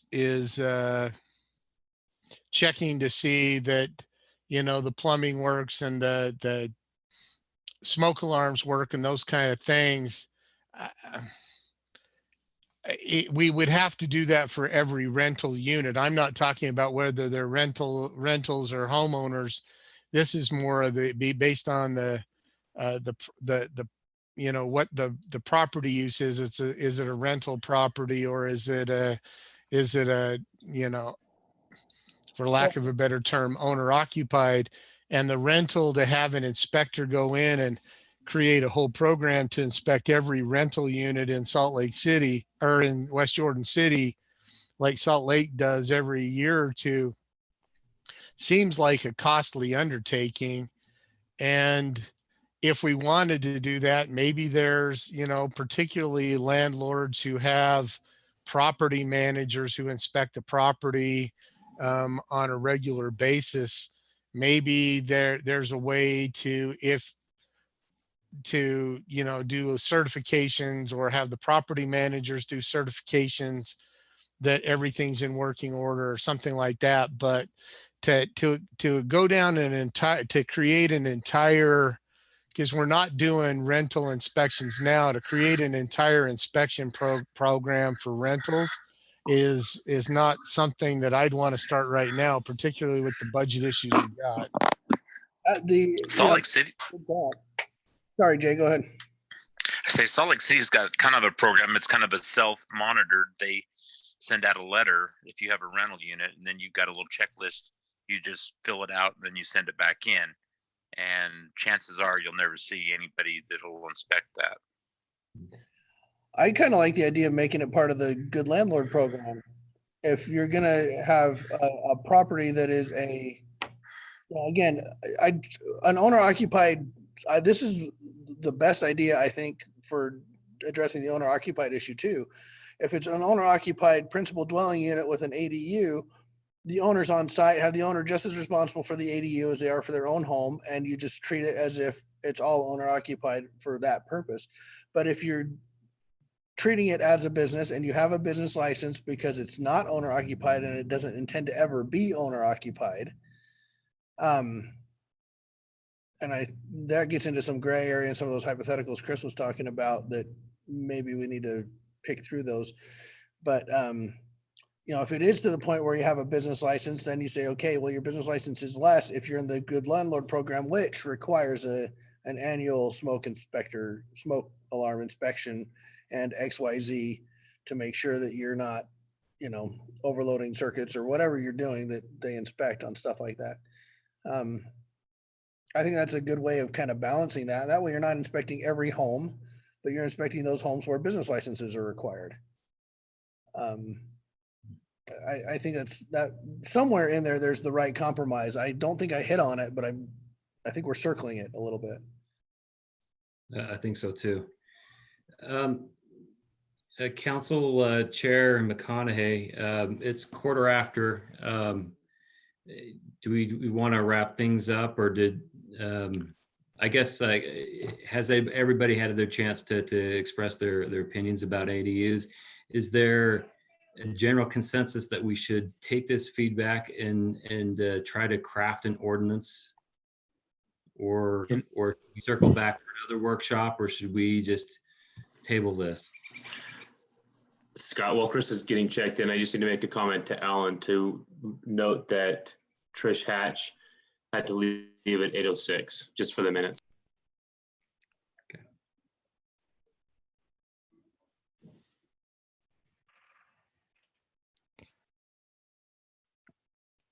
So were there any responses to Scott's question? I mean, any other questions about ADUs, thoughts? Proceed, have staff bring something back? I would say bring it back to the next workshop, but with the draft ordinance to pick apart. When you say workshop, you mean combined council planning commission meeting that will happen few months down the road, or city council to start drafting something that'll later be brought to planning commission? I'm okay either way. I say we move forward with this now instead of holding off till the next meeting. Yeah, I'd say move forward, draft an ordinance, but I think we might need another workshop to take the actual draft ordinance and see where the mark was missed and where the mark was nailed, and hit a 2.0 before we vote on it. So the consensus, though, is we do want staff to proceed moving forward with this. I do, yes. Yep. Can speak for consensus. Okay, there you go. Okay. Very good. So anything else, Scott, on ADUs? Thank you very much. It's very helpful. Okay, the third item that we had on there was conversation about the moderate income housing plan. This was one that had already been through the planning commission, and then it came to council the last meeting in December. The council wanted to review this. We thought if there was time, we could discuss this one today, but it's not imperative. It's something that can still be discussed with the council. I would suggest we go to a future council work meeting. There's nothing pressing here, Chair McClanahan, so. Well, and I would suggest that if we do that, if we could all get the last copy of that. The last copy I had was I was on the planning commission in like October, whenever we considered it. So if we could get a copy of it, because I'm not sure that did I see a copy of it? I sent that to Alan. I think that Alan Anderson should have forwarded that to you. If not, there's a link on the website. It's online. Oh, I missed it. Never mind. Yeah. Okay, never mind. So we can add that to a council workshop. It'd be nice to have the planning commission there, but not required. So unless there's a strong feeling that we'd like to attack that tonight and go overtime. Move to adjourn. Not debatable. So it's not debatable, so I'll second it. All right. Well, the one thing that I will call out real quick is we did have one more item for remarks, but I am fine with that move to adjourn. I'm going to make a remark. Wait. We have a motion. We have a second. Wait. Kelvin, It's non-debatable. Councilman You're Grant. not going Sorry, over apologies. to the police station and signed and made a nice little, note of appreciation. Get over there. We want our police officers to feel like they're appreciated. And those are going to be popping up in other places of the city. So we need to make sure we're showing our appreciation. So Kelvin, just to clarify something I was wrong, it's 20 feet for a chicken coop from your neighbor's house. 10 Larry, feet. that wasn't an invitation for you. We do have a motion and a second. So all in favor? Aye. Aye. Any opposed? Carry All on. right, we stand Oh, police adjourned. station. See you on the 13th. Thank you, everybody. Appreciate all the planning commission. You guys rock. Thanks for working together.